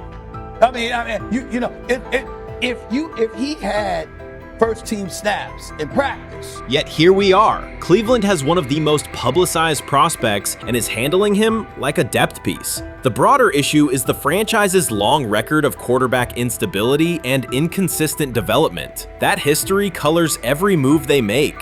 When the Browns draft a quarterback, fans don't anticipate a long-term answer. They brace for another reset. Shedeur Sanders should be treated as a priority, not as an afterthought behind Dylan Gabriel. Let's give him a chance. Let's give him a chance with the play calling. You know you have an offensive line that isn't playing that well. So what do? Why not just play the short game so he can get the ball out of his hands very fast to run a competent goddamn offense? Outside of that, Shedeur has to be better in understanding that the offensive line that you're working with right now is not adequate. Why not allow the players that are competing for a job, in this instance, Shedeur Sanders, to finish off the 2-minute drill? When Browns fans see another quarterback selected, they brace for another setback. The franchise's recent history, from Johnny Manziel's failed stint to the rocky handling of Baker Mayfield, reflects inconsistent development and short-term decision-making. Against that backdrop, Skip Bayless's reaction to Shedeur Sanders on Cleveland's roster was blunt. He argued the team is already mishandling a premium prospect by treating him as a secondary option instead of a centerpiece for the future. Bayless's position is straightforward. Sanders is not just a name, he brings proven college production, leadership traits, and significant visibility that can strengthen both the offense and the organization's broader profile. Burying him on the depth chart behind Dylan Gabriel signals a lack of a clear development plan and wastes early momentum. Instead, Bayless contends, Cleveland should establish a defined pathway. First-team practice reps, protection and personnel tailored to his strengths, deliberate play calling that accelerates processing, and measured in-game opportunities that build confidence and execution. In his view, the Browns need alignment from the front office to the coaching staff to prioritize Sanders' growth. Continuing to treat him like a depth piece risks repeating the same cycle that has undermined previous quarterbacks. Committing to a coherent plan gives Sanders and the franchise a realistic chance to convert potential into sustained performance. When he led college football in completion percentage and he threw almost 40 touchdowns for over 4,000 yards, how tall was he? Because they make it seem like he shrunk all of a sudden, RC. Oh, how lively was his arm? Because all I know is somebody did that. Somebody threw for over 4,000 yards, somebody threw for almost 40 touchdowns, and somebody led college football in completion percentage. Now, I'm trying to figure out, what I try to figure out all the time, Mel, is how a guy that hadn't played football in almost 5 months. Shannon Sharpe has publicly defended Shedeur Sanders and criticized those questioning him. Sanders has earned higher recognition and some fans are responding negatively. Although there's debate about whether he belongs on a second team list, Sharpe maintains that Sanders' career is clearly ascending. Reactions on social media are mixed. Some users are are angry, others are surprised, and a few say they anticipated this result. The conversation remains active. When reports confirmed that Shedeur Sanders had been elevated from second team to near top tier status, Shannon Sharpe issued an emphatic response. He delivered a detailed rebuttal to critics, underscoring why Sanders deserved the promotion and directly challenging those who doubted the decision. I don't think that he was underprepared during these meetings. I don't believe any of these stories that he showed up arrogant and that he was bombing his interviews. I mean, you watch the film, he's on time, he's on point. You watch his interviews, he answers like a 10-year NFL veteran. Like, he's clearly dominating OTAs. It's every single day there's a new report of how well he's doing for the Browns in OTAs. And I mean, you can say what you want, it's just OTAs. Okay, if that's your new narrative, then he's doing exactly what he needs to be doing. He's on point, he's on time, he's getting the respect of his teammates, and he's making plays. So we're gonna see years down the line, something's gonna come out that I don't know what exactly it was, but something will come out. Critics have been waiting for an opportunity to dismiss Sanders. They labeled him overrated, accused him of benefiting from nepotism, and claimed his profile came only from his last name and polished image. Within their own echo chamber, they cited every game in which he fell short of huge passing numbers as validation of their doubts. Since Sanders has begun receiving formal recognition, criticism has escalated. A wave of self-appointed analysts is dissecting his throwing mechanics and team role, and many online commentators now argue that his promotion reflects deeper problems within the sport. Shannon Sharpe rejected each criticism directed at Shedeur Sanders. During the broadcast, he turned a routine segment into a detailed examination, acting as presenter, interrogator, and fact-checker. Sharpe walked viewers through game film, season statistics, and scouting reports to show why Sanders merited his recent promotion. Whenever a panelist claimed Sanders had not earned the role, Sharpe countered with completion percentages, efficiency ratings under pressure, and documented late-game drives that changed outcomes. He stressed that the backlash was driven less by on-field evidence and more by reluctance to revise earlier opinions. Sharpe argued that critics were upset not because Sanders lacked qualifications, but because his progress contradicted their initial narrative. By the end of the discussion, Sharpe had moved past simple defense and reframed Sanders as a clear example of performance-based advancement, demonstrating that early predictions can be wrong. Never heard of no Dylan Gabriel or Tyler Shock. What the hell is that? So how is Shedeur Sanders going behind them? I'll tell you how. Collusion. 4 different times they passed on him. How the hell does that happen? 4 rounds. It doesn't happen to a quarterback. We've never seen anything like this before.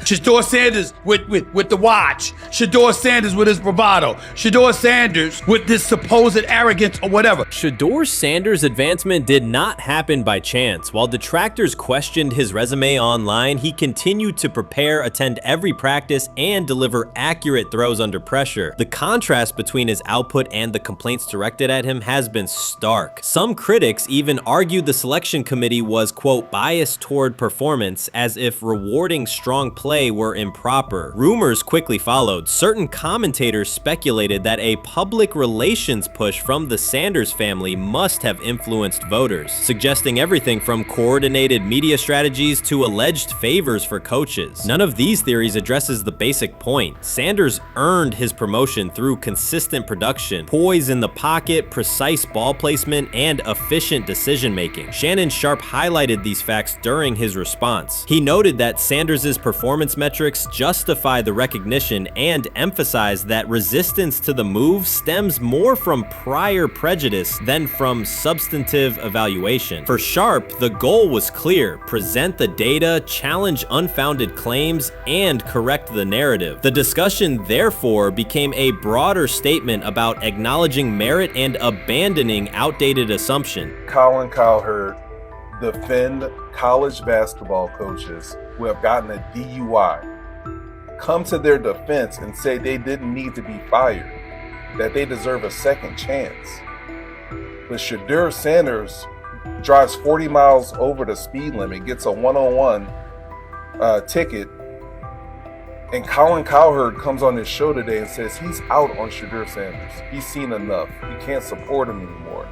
He can't be in the Shedeur Sanders camp because of the speeding ticket. Shannon Sharpe addressed commentators who portray constant doubt as expertise. Those who discount strong performances with "we'll see," but declare bust after a single mistake. He noted their belief that progress only counts if an athlete visibly struggles. Sharpe's response was methodical rather than emotional. He presented evidence, cited statistics, and calmly refuted each claim. Following his remarks, several critics began revising or deleting earlier posts, recasting themselves as longtime supporters of Shedeur Sanders despite having questioned questioned him for months. Sharpe insists on accountability, naming specific individuals and dates while requesting public acknowledgement of prior errors. He argues that analysts cannot spend months undermining a player's potential and then quietly adopt a supportive stance once the athlete succeeds. These are serious, big-time, top-of-the-line playmakers that they have. If you can go 45 to 42 in the fourth quarter because your quarterback set the school record with 510 yards passing.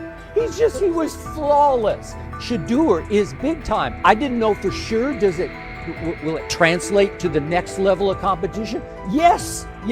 It might translate to the next level of competition as he can play. Critics who once claimed Shedeur Sanders was unprepared now hesitate to acknowledge their mistake. They resist retracting earlier comments and struggle to accept that an athlete can succeed without their approval. Sanders continues to share practice clips and game highlights without engaging the debate, while Shannon Sharpe documents every dismissive remark, ready to revisit them on national television. The disapproval did not slow Sanders. It underscored his progress and exposed the gap between perception and performance. As a result, the conversation has shifted. Analysts who doubted him now describe him as undervalued and publish detailed evaluations of his mechanics and game management, suggesting long-standing familiarity with his career. In a matter of weeks, critics have recast themselves as advocates, demonstrating how quickly opinion can change when consistent results leave little room for doubt. Shannon Sharpe signaled that his commentary is not over. He considers Sanders' advancement a positive outcome for every athlete who has been overlooked or criticized for having confidence. Sharpe stressed that analysts do not have the authority to determine who deserves recognition based on personal preference. The reaction to Sanders' promotion, he argued, revealed how quickly opinions can shift once results are undeniable. Sharpe pointed out that many vocal critics became quiet when confronted with objective performance data. This exchange, Sharpe insisted, reached beyond defending a single quarterback. It challenged the practice of dismissing achievements that do not fit familiar narratives. He reminded viewers that success does not require external approval and that consistent talent will surface despite online commentary intended to minimize it. While critics reconsider their positions, Sharpe remains steady, assigning credit to the athlete and allowing the scoreboard to confirm the argument.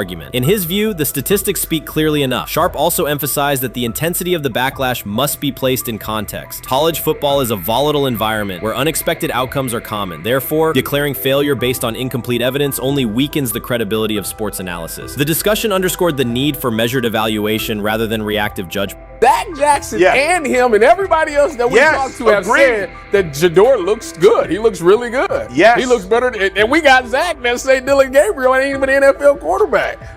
It's true. So how is it that this man can't get a rep with the ones, but that non-NFL quarterback can? We all what agree with sense that. does that make? Some observers now claim that recognizing Shedeur Sanders' strong performance undermines football's traditional standards, even though they previously argued he received coverage only because of his father. Faced with Sanders' current statistics, those critics are searching for explanations that fit their earlier narrative. The data have always been clear. Their earlier objections ignored that fact. Shannon Sharpe is openly highlighting this reversal, comparing past negative remarks with Sanders' recent 400-yard games to demonstrate the gap between criticism and evidence. Sharpe did not force these commentators to backtrack. He simply displayed their earlier claims alongside Sanders' results, allowing the contrast to speak for itself. He lied to us all when he said that this was going to be an open competition, a four-man open competition when it comes to the QB situation up there in Cleveland, in which, from the looks of it, all we've seen it be was a three-man race.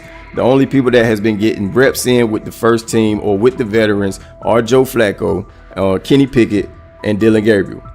We've never seen my boy Shedeur Sanders get a chance to get in. Even with him doing the things that he has been doing up there, he has yet to get in with the... Shedeur Sanders was caught off guard by Coach Kevin Stefanski's recent remarks, which have sparked talk of bringing in another starting quarterback. Commentators are debating whether Stefanski's comments reflect eroding confidence in Sanders or a brief lapse in judgment, but the rookie now faces intensified scrutiny over his role. The Browns, we got an analyst that says that Shedeur Sanders should have some kind of a ban?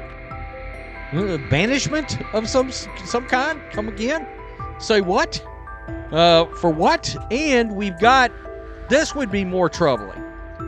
If I'm a Browns fan, and this is where we're going to start, potential dissension in the ranks of the front office and the coach. And over what? Quarterback. When a program's headline quarterback suddenly becomes the subject of sideline murmurs and quiet searches for replacements, the situation is unmistakable. It's a breach of trust. Shedeur Sanders, the passer who put Colorado back in national conversations with his production and profile, has just received a clear message that his job security is in question. Coach Kevin, the assistant previously considered to be in Sanders' corner, made remarks that ignited speculation about changing quarterbacks. Fans, analysts, and even Deion Sanders are now reassessing the team's unity and its true plan for the position. The comment was no accident. It was a deliberate signal that the staff may soon elevate a backup. For perspective, Shedeur Sanders did not step into ideal conditions last season. He was sacked so often that Colorado could have dedicated a locker to every opposing edge rusher who reached him. Could I possibly go to bat for Kevin Stefanski as a great head coach? No, I couldn't. Could you go to bat against him, saying he's a horrible head coach? No, I can't. I think that's why we fall in the middle. I think that's why in a lot of these discussions, and that's why a lot of the rankings, you see him right now in that 15 to 20 range, somewhere in that middle pack of NFL head coaches. I've said earlier, Kevin Stefanski has already been given more head coaches than any coach I've ever seen in Cleveland. Starting with the decision to move on from Baker and him clearly still having another level to get to in Tampa. Last season, Shedeur Sanders often had to operate behind an offensive line that provided minimal protection, yet he still delivered precise throws and critical drives. At times, he seemed to be carrying a struggling roster almost on his own. Despite the constant pressure, he never complained, never threatened to transfer, and never acted entitled. He remained with Colorado because he trusted the program, trusted his father, and believed in the team's larger mission. That loyalty is why Coach Kevin Stefanski's recent statement that the quarterback competition is wide open struck so sharply. The remark implies that Sanders' starting role is insecure, as though the player who absorbed countless hits while holding the offense together is simply another name competing with walk-ons and first-year athletes who are still learning the cadence. This goes beyond ordinary coach language about fostering competition. It introduces genuine uncertainty about the staff's confidence in Sanders and invites speculation that Colorado is actively assessing outside options through the transfer portal. By characterizing the position as vacant, Stefanski has planted seeds of doubt that could quickly evolve into rumors and undermine the stability of the locker room. I'm sorry, but when it comes to quarterback, I'm gonna defer to my head coach, generally speaking, especially one with Stefanski's track record and how he's viewed across the league. So this is interesting because it tells you Kevin Stefanski's not a Shedeur Sanders guy. And it also tells us who made these picks. Exactly. The Cleveland Browns made a rather awkward decision in the NFL draft, opting to take quarterback Dillon Gabriel in the 3rd round, well before he was expected to fly off the board. Then 2 rounds later, the Browns took fellow quarterback Shedeur Sanders. So what exactly is going on? Discussion has begun about whether Colorado is actively evaluating another quarterback and preparing for life after Shedeur Sanders. Analysts are debating whether Coach Kevin's move is calculated strategy or a misstep that jeopardizes team stability. Sanders remains a top NFL prospect, Deion Sanders' son, and the program's public face. His highlights dominate social media and his jerseys outsell the team's victories. Yet he is once again being asked to reaffirm his position. The issue is more than routine roster management. It intersects with the family dynamics that shape the program. By portraying the quarterback job as open, Coach Kevin signals to both Shedeur and Deion that the staff is willing to move on despite Sanders' stature. For Shedeur, sitting through film sessions while hearing talk of potential replacements adds an unwelcome layer of uncertainty to an otherwise proven resume. The decision may reflect a desire for a quarterback with a different profile, perhaps someone more mobile and system-oriented, rather than a dismissal of Sanders' accomplishments. They say training camp decides depth charts, but Shedeur Sanders began fighting for his job long before he will step inside the Browns facility. While most first-year players squeezed in one last vacation, he slipped onto a private field in Texas, strapped on Cleveland's helmet and shoulder pads, pulled a fresh number 2 jersey over his chest, and started rifling timing routes as if it were the opening drive of week 1. No cameras, no hype track, no product placement, just sweat, cadence, and ball placement. A rookie does not rehearse in full game gear unless he already envisions himself commanding the huddle. Plenty of observers shrug that clip off. They insist the 5th rounder, quote, isn't ready, cling to depth chart conventions, or whisper that the name across his shoulders did most of the talking on draft day. Maybe it is the Deion connection, maybe it is a preference for prospects who blend quietly into the background, or maybe the league's gatekeepers fear the possibility that the kid is better than the quarterbacks they have spent months promoting. Whatever the motive, the countdown has started, and video rarely lies. Shedeur Sanders is not preparing to arrive. He is preparing to lead. Footage of a 22-year-old quarterback running live reps in July should dominate highlight loops, but it barely registers on national outlets. Why? It ruins the tidy narrative. The easy storyline paints Shedeur as a pampered legacy prospect banking on his father's fame. Yet the tape shows something different. A rookie drenched in afternoon heat, drilling footwork, calling protections, and imagining cover 2 rotation before the first official meeting ever takes place. Elite mental prep looks boring on social feeds. It looks devastating when the season starts. Walk into Cleveland's quarterback room and you step into politics, not simply competition. Joe Flacco, a Super Bowl MVP in decline, carries institutional trust. Kenny Pickett, rescued from Pittsburgh's reset, carries hometown intrigue. Dillon Gabriel, the third-round system fit, carries draft capital the staff must justify. And then there's Shedeur, the lightning rod whose presence alone spotlights every bias in the evaluation process. Coaches frame it neatly. Rookies must wait their turn. The truth is less polite. Practice snaps are currency. Perception is elastic, and early allocations already favor Pickett and Flacco. It is the oldest playbook in the league. Lock vets into the headline roles before pads even crack. Then let repetition shape reality. Sanders refuses to cooperate. He is not a fourth-string camp arm. He has engineered game-winning drives under national scrutiny, operated against live blitz looks most prospects never face, and more than any quarterback in the room, documented his own off-season obsession. No social media rollout, no brand consultant, just pads, cleats, and an unlit practice field. If his last name were Smith, pundits would label him the sleeper of camp. Instead, politics trails every throw. Training camp rotations expose organizational intent. Beat writer Fred Greetham already reports that Pickett and Flacco will open with first-team reps when veterans report July 23rd. Gabriel grabs the developmental snaps, leaving Sanders the leftovers. That isn't performance-based, it's narrative-safe. Gabriel doesn't threaten hierarchy, Sanders bends gravity. Watch the details. Does Shedeur steal 11-on-11 snaps with the twos? Does he run red zone installs or 2-minute drills? If he does, coaches are admitting he is forcing his way in. If he doesn't, they are postponing the inevitable. Either way, the private field reps have sharpened his timing and condensed his release. He is not hoping for an opportunity, he is prepared to seize one the instant it appears. Cleveland's joint practices amplify that tension. First come live periods against the Panthers, then sessions with the champion Eagles. Those reps belong to the starters, so Flacco and Pickett will absorb most of Carolina's disguised pressure and Philadelphia's exotic fronts. Sanders' proving ground will be the preseason opener on August 8th. Under the stadium lights, he will get entire series, real reads, pockets collapsing for real. If his command mirrors the footage from Texas, coaches will have to answer why he never saw earlier work.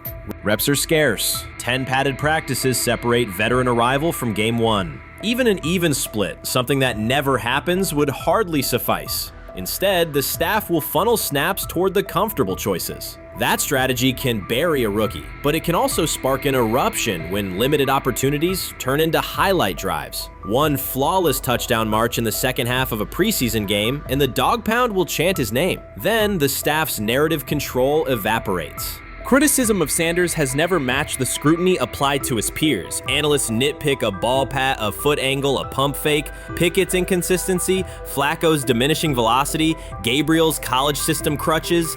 Discuss politely, if at all. With Shedeur, the critiques arrive as coded doubts. Does he rely on the family brand?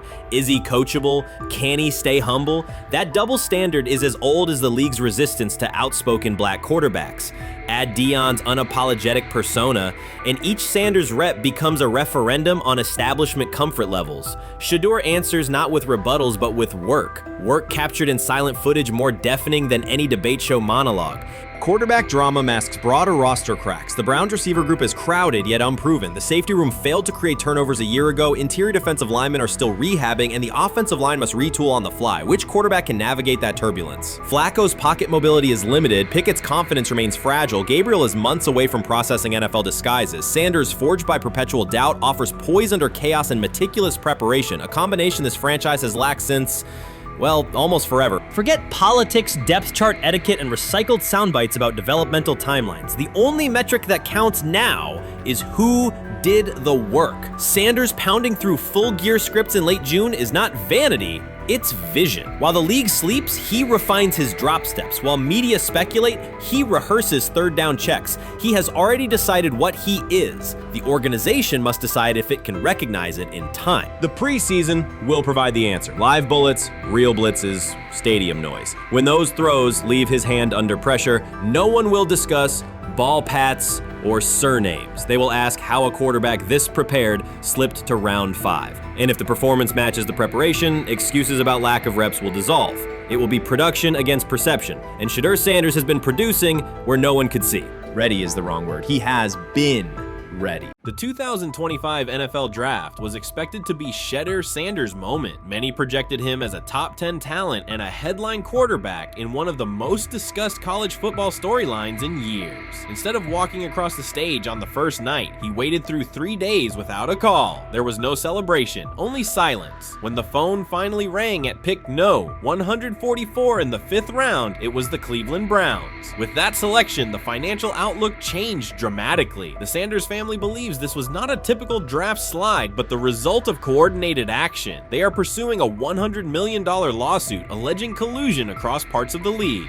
In the months before the draft, Sanders was consistently discussed among the top quarterbacks in the class. Television and digital analysts praised his poise, accuracy, leadership, and command. Scouts highlighted a 74.1% completion rate, record-setting stretches at Colorado, and his rise from an HBCU star to a national figure. Consensus expectations placed him in the first round or early second. Draft night unfolded differently. As picks accumulated, there was little indication that his name would be called. The atmosphere at his private gathering shifted from anticipation to doubt. When the Browns selected him late on day 3, projections for his first contract dropped from an estimated range in the mid-$30 million to approximately $4.6 million, with corresponding reductions in likely endorsements and long-term positioning. According to Deion Sanders and others close to the family, this was not about performance, injury, or conduct. They argue it was coordinated. Attorneys were contacted immediately. The allegation is straightforward. Sanders' value was suppressed intentionally. The family's position is that this was a calculated decision within parts of the league, not an isolated set of evaluations. The legal claims focus on communications that, if authenticated, could be significant. Internal emails, text messages, and owner-to-owner conversations. The family's representatives contend that these materials show a deliberate effort to avoid drafting Sanders in early rounds based on perceived image concerns rather than football merit. One message reportedly under review framed the decision in branding terms. Drafting Shedeur would mean inheriting the Prime brand. The complaint asserts that this view led some teams to discourage others from selecting him unless necessary, not for film-based reasons, but to avoid perceived attention and external pressure tied to his family's profile.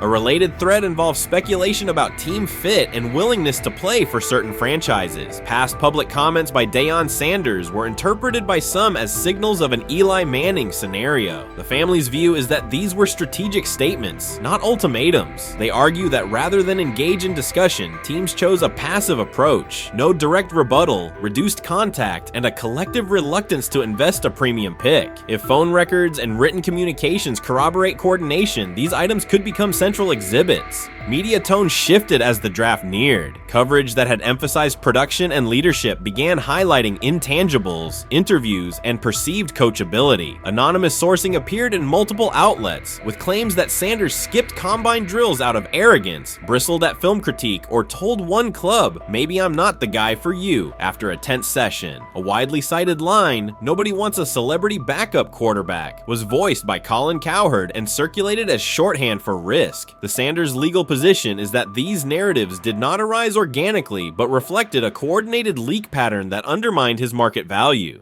The family's contention is that this was primarily about control and compliance rather than football ability. They point out that Sanders did not fail a drug test, was not suspended, and did not produce poor athletic testing. His college resume included elite stretches and significant program elevation at 2 stops. The legal claim asserts that the league's power structure resisted a high-profile player aligned with a high-profile parent coach and an independent media presence. The allegation is that teams sought to avoid the perceived complexity that would come with selecting him early. The financial impact is a core component of the damages claim. Had Sanders been selected late first or early second round, projected 4-year compensation would likely have fallen between $30 to $35 million, with immediate access to higher tier endorsement opportunities and the brand leverage that accompanies a franchise quarterback designation. As a 5th round pick, the initial contract value is a fraction of that total, and associated off-field opportunities are typically narrower. The suit reportedly seeks not only lost salary, but also the broader economic economic value linked to draft position, sponsorships, licensing, and the visibility that accelerates an early career trajectory.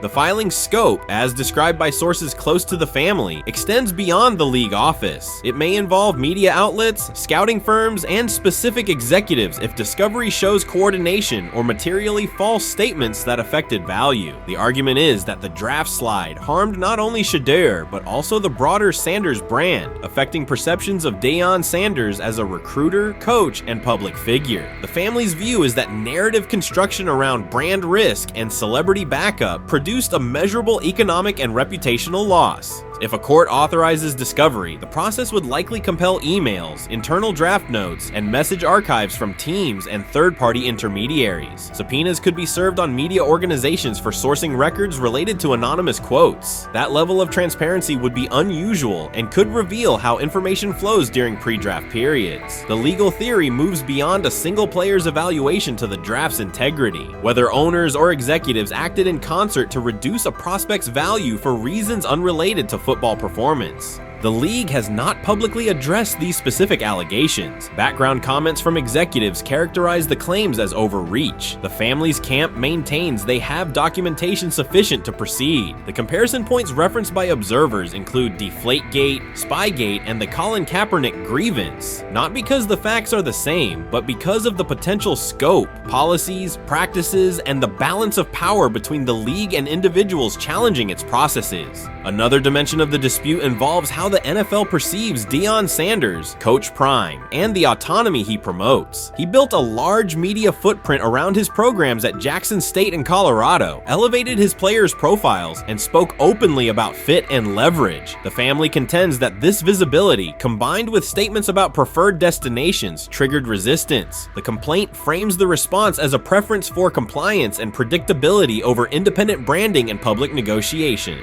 The suit also addresses the pre-draft decisions that critics point to, skipping the Senior Bowl, declining full workouts at the NFL Scouting Combine, and candid interviews about team fits. The family characterizes these as strategic choices commonly made by top prospects, not evidence of entitlement. Their view is that similar decisions by other players did not produce the same narrative because those players fit more comfortably within league expectations. The risk calculus is clear. Bringing a suit of this magnitude invites professional consequences. The family acknowledges that some within the league may react negatively. Their position is that the principle at stake, transparent and fair valuation, warrants the risk. The message they intend to send is that manufactured narratives and coordinated devaluation should face scrutiny, particularly when they affect earnings, opportunity, and reputation. If the case advances, several outcomes are possible. The court could find insufficient evidence of coordination, limiting the scope to individual judgments protected as opinion. It could also find enough to proceed to broader discovery, which would have implications beyond one player, including potential changes to how teams document evaluations and how media handle anonymous sourcing close to the draft. Agents might push for reforms, including clearer guardrails around leaks and standardized prospect communication records. For now, Sanders is working within the Browns structure. He has avoided public escalation beyond confirming focus on preparation and development. The lawsuit is a separate track managed by counsel. This dual approach, professional routine on the field and legal action off it, reflects the family's strategy. They intend to contest the process they believe harmed him while meeting club expectations day to day. The core allegations remain consistent across their statements. A talented quarterback saw his draft value suppressed by coordinated behavior tied to branding concerns and public positioning rather than football merit. Media narratives amplified that shift, and the result was a substantial, quantifiable loss. The remedy sought includes compensation and a measure of accountability that could deter similar conduct. Whether the claims are ultimately proven will depend on documentation and testimony. If emails, texts, and call logs substantiate coordination, the impact could be significant, prompting policy review around pre-draft communications and media engagement. If not, the case may narrow to disputes over opinion, perception, and the gray areas of scouting. Either way, the filing signals a willingness to confront entrenched practices and to test in court how far the process extends beyond film and interviews. This situation has moved from speculation to litigation. It addresses control, image, and power in a system that influences careers and compensation. It also underscores how public narratives can shape market outcomes. Sanders' path now has two tracks: earning opportunities on the field in Cleveland and seeking redress off the field for what the family views as an avoidable and orchestrated loss. The questions at stake are larger than one draft slot. They touch on how the league values independence, how information is weaponized, and what recourse exists when a player believes the evaluation moved from football to optics. The answers will emerge through practice reps and, potentially, through discovery and a courtroom record. What it is that they're doing is they're treating Shedeur Sanders like a 5th round pick.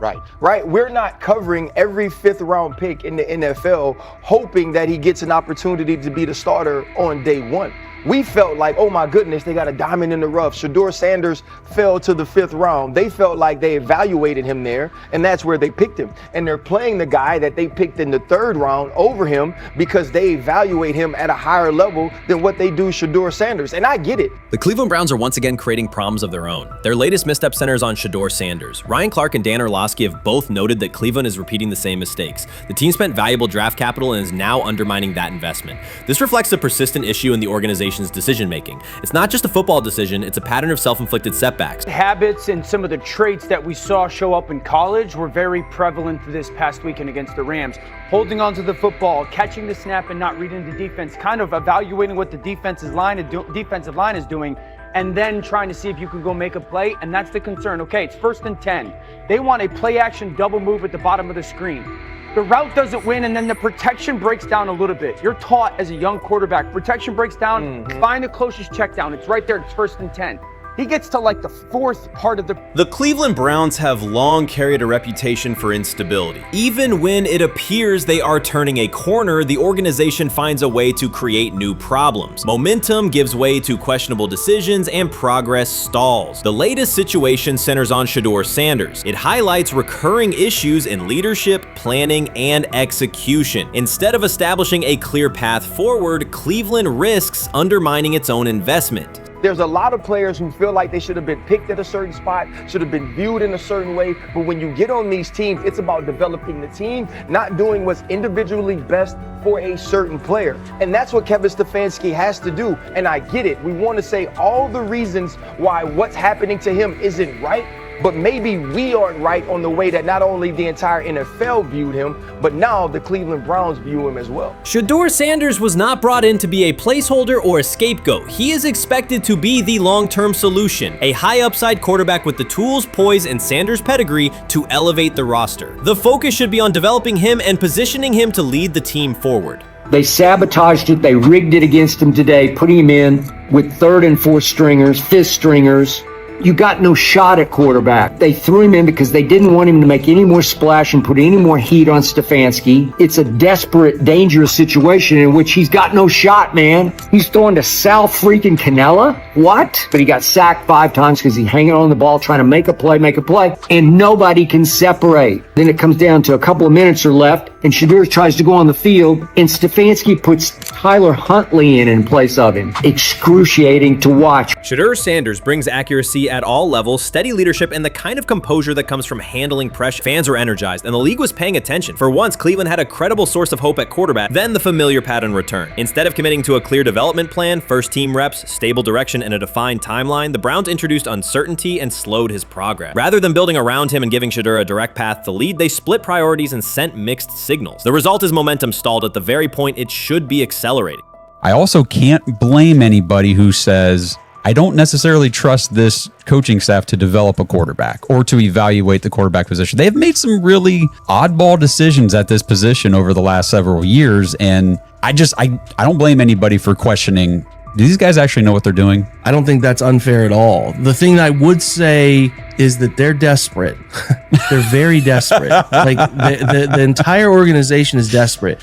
And if you really think they're going back to the coaches' offices and all getting around the table after session. This wasn't about scheme or play design. It was a pattern of mismanaging a young quarterback. From the start, the signs were clear. Shedeur Sanders arrived at camp without priority first-team reps or the confidence-building snaps a rookie need. Instead of a defined development plan, he was asked to compete from behind, treated like a depth option rather than a long-term starter. The message was earn it later rather than build it now. When game action came, he was put on the field with limited preparation. Protection was inconsistent, and the play calling did little to ease his transition, more a stress test than a structured debut. The approach emphasized survival over progression, creating conditions where mistakes were likely and growth was harder to achieve. Analysts Ryan Clark and Dan Orlovsky highlighted the same points. The issues reflected organizational choices, not a shortfall in Sanders' ability. This was not a rookie collapsing under pressure. It was a franchise failing to provide the support, reps, and clarity required for a first-year quarterback to succeed. Shedeur moves slowly, kind of trying to see what's going on, and then that creates that sack fumble. So a lot of the stuff that we just saw in college is a big deal. This ball gets snapped at the 48-yard line. Defense has won the rep. Play is dead. Throw the ball away. It's first down. But instead we run and it's a 2.5, 3-yard loss. So instead of being 2nd and 10, we're 2nd and 13. We're dead. Again, here's the opportunity to throw the juke route. Hold, scramble. So some of those things that I was and others were concerned about on the college tape showed itself again. This is not the end of the world, though. This is part of his development.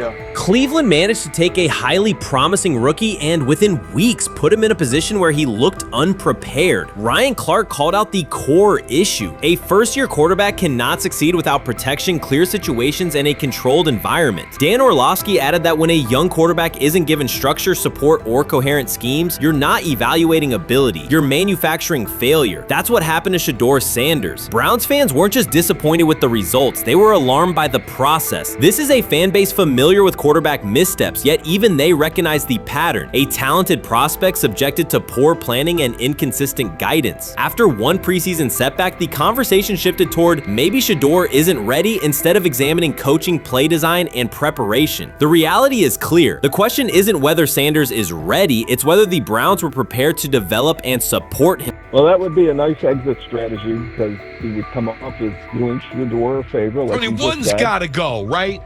One's got to go, to clear this thing up. At some point, but I'm sorry, I know they don't care. If they were to trade Shedeur Sanders now after that preseason performance and he would go on to be good. The organization has cycled through quarterbacks for years, and the pattern is unchanged. Blame the player, protect the system, and repeat the same mistakes. Fans are split. Some argue Shedeur Sanders needs time and support, while others treat one rough outing as proof he isn't the answer. That division hides the real problem, the Browns' process. This isn't Shedeur failing, it's the team failing Shedeur. Across the league, successful teams create clear development paths. Kansas City brought Patrick Mahomes along behind a veteran and tailored the offense before handing him the job.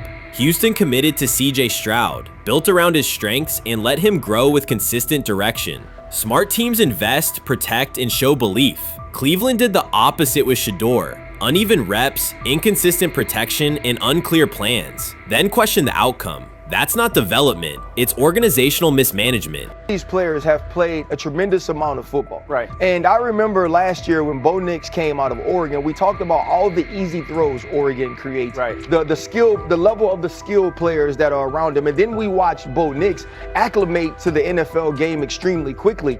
I see a lot of those same traits in Dillon Gabriel. He gets the football out of his hands. He takes the throw that's available to him. He plays on time. And part of whether or not you get an opportunity to get on the field is the people that you're competing against. And I don't mean this in any disrespectful way to Shedeur, because I'm not only a fan, it's somebody I want to see succeed. The Browns will likely present this as part of a deliberate development plan, tough standards, resilience building, and testing a rookie under pressure. In practice, it isn't development. It's a damaging approach that undercuts growth. The organization has not shown a consistent model for nurturing young talent, and Ryan Clark and Dan Orlovsky highlighted that publicly. After Shedeur Sanders stumbled in a preseason game, the reaction was immediate. Headlines, polarized fan takes, and sweeping conclusions about his readiness. The front office offered little acknowledgement of the conditions he was placed in. Clark's point was direct. You do not evaluate a rookie by how he looks in a setup designed for failure. You evaluate him when he's properly supported.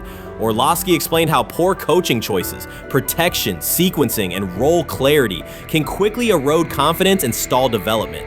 The issue was not Sanders' ability, it was Cleveland's process, which appeared disorganized and unprofessional for an NFL operation.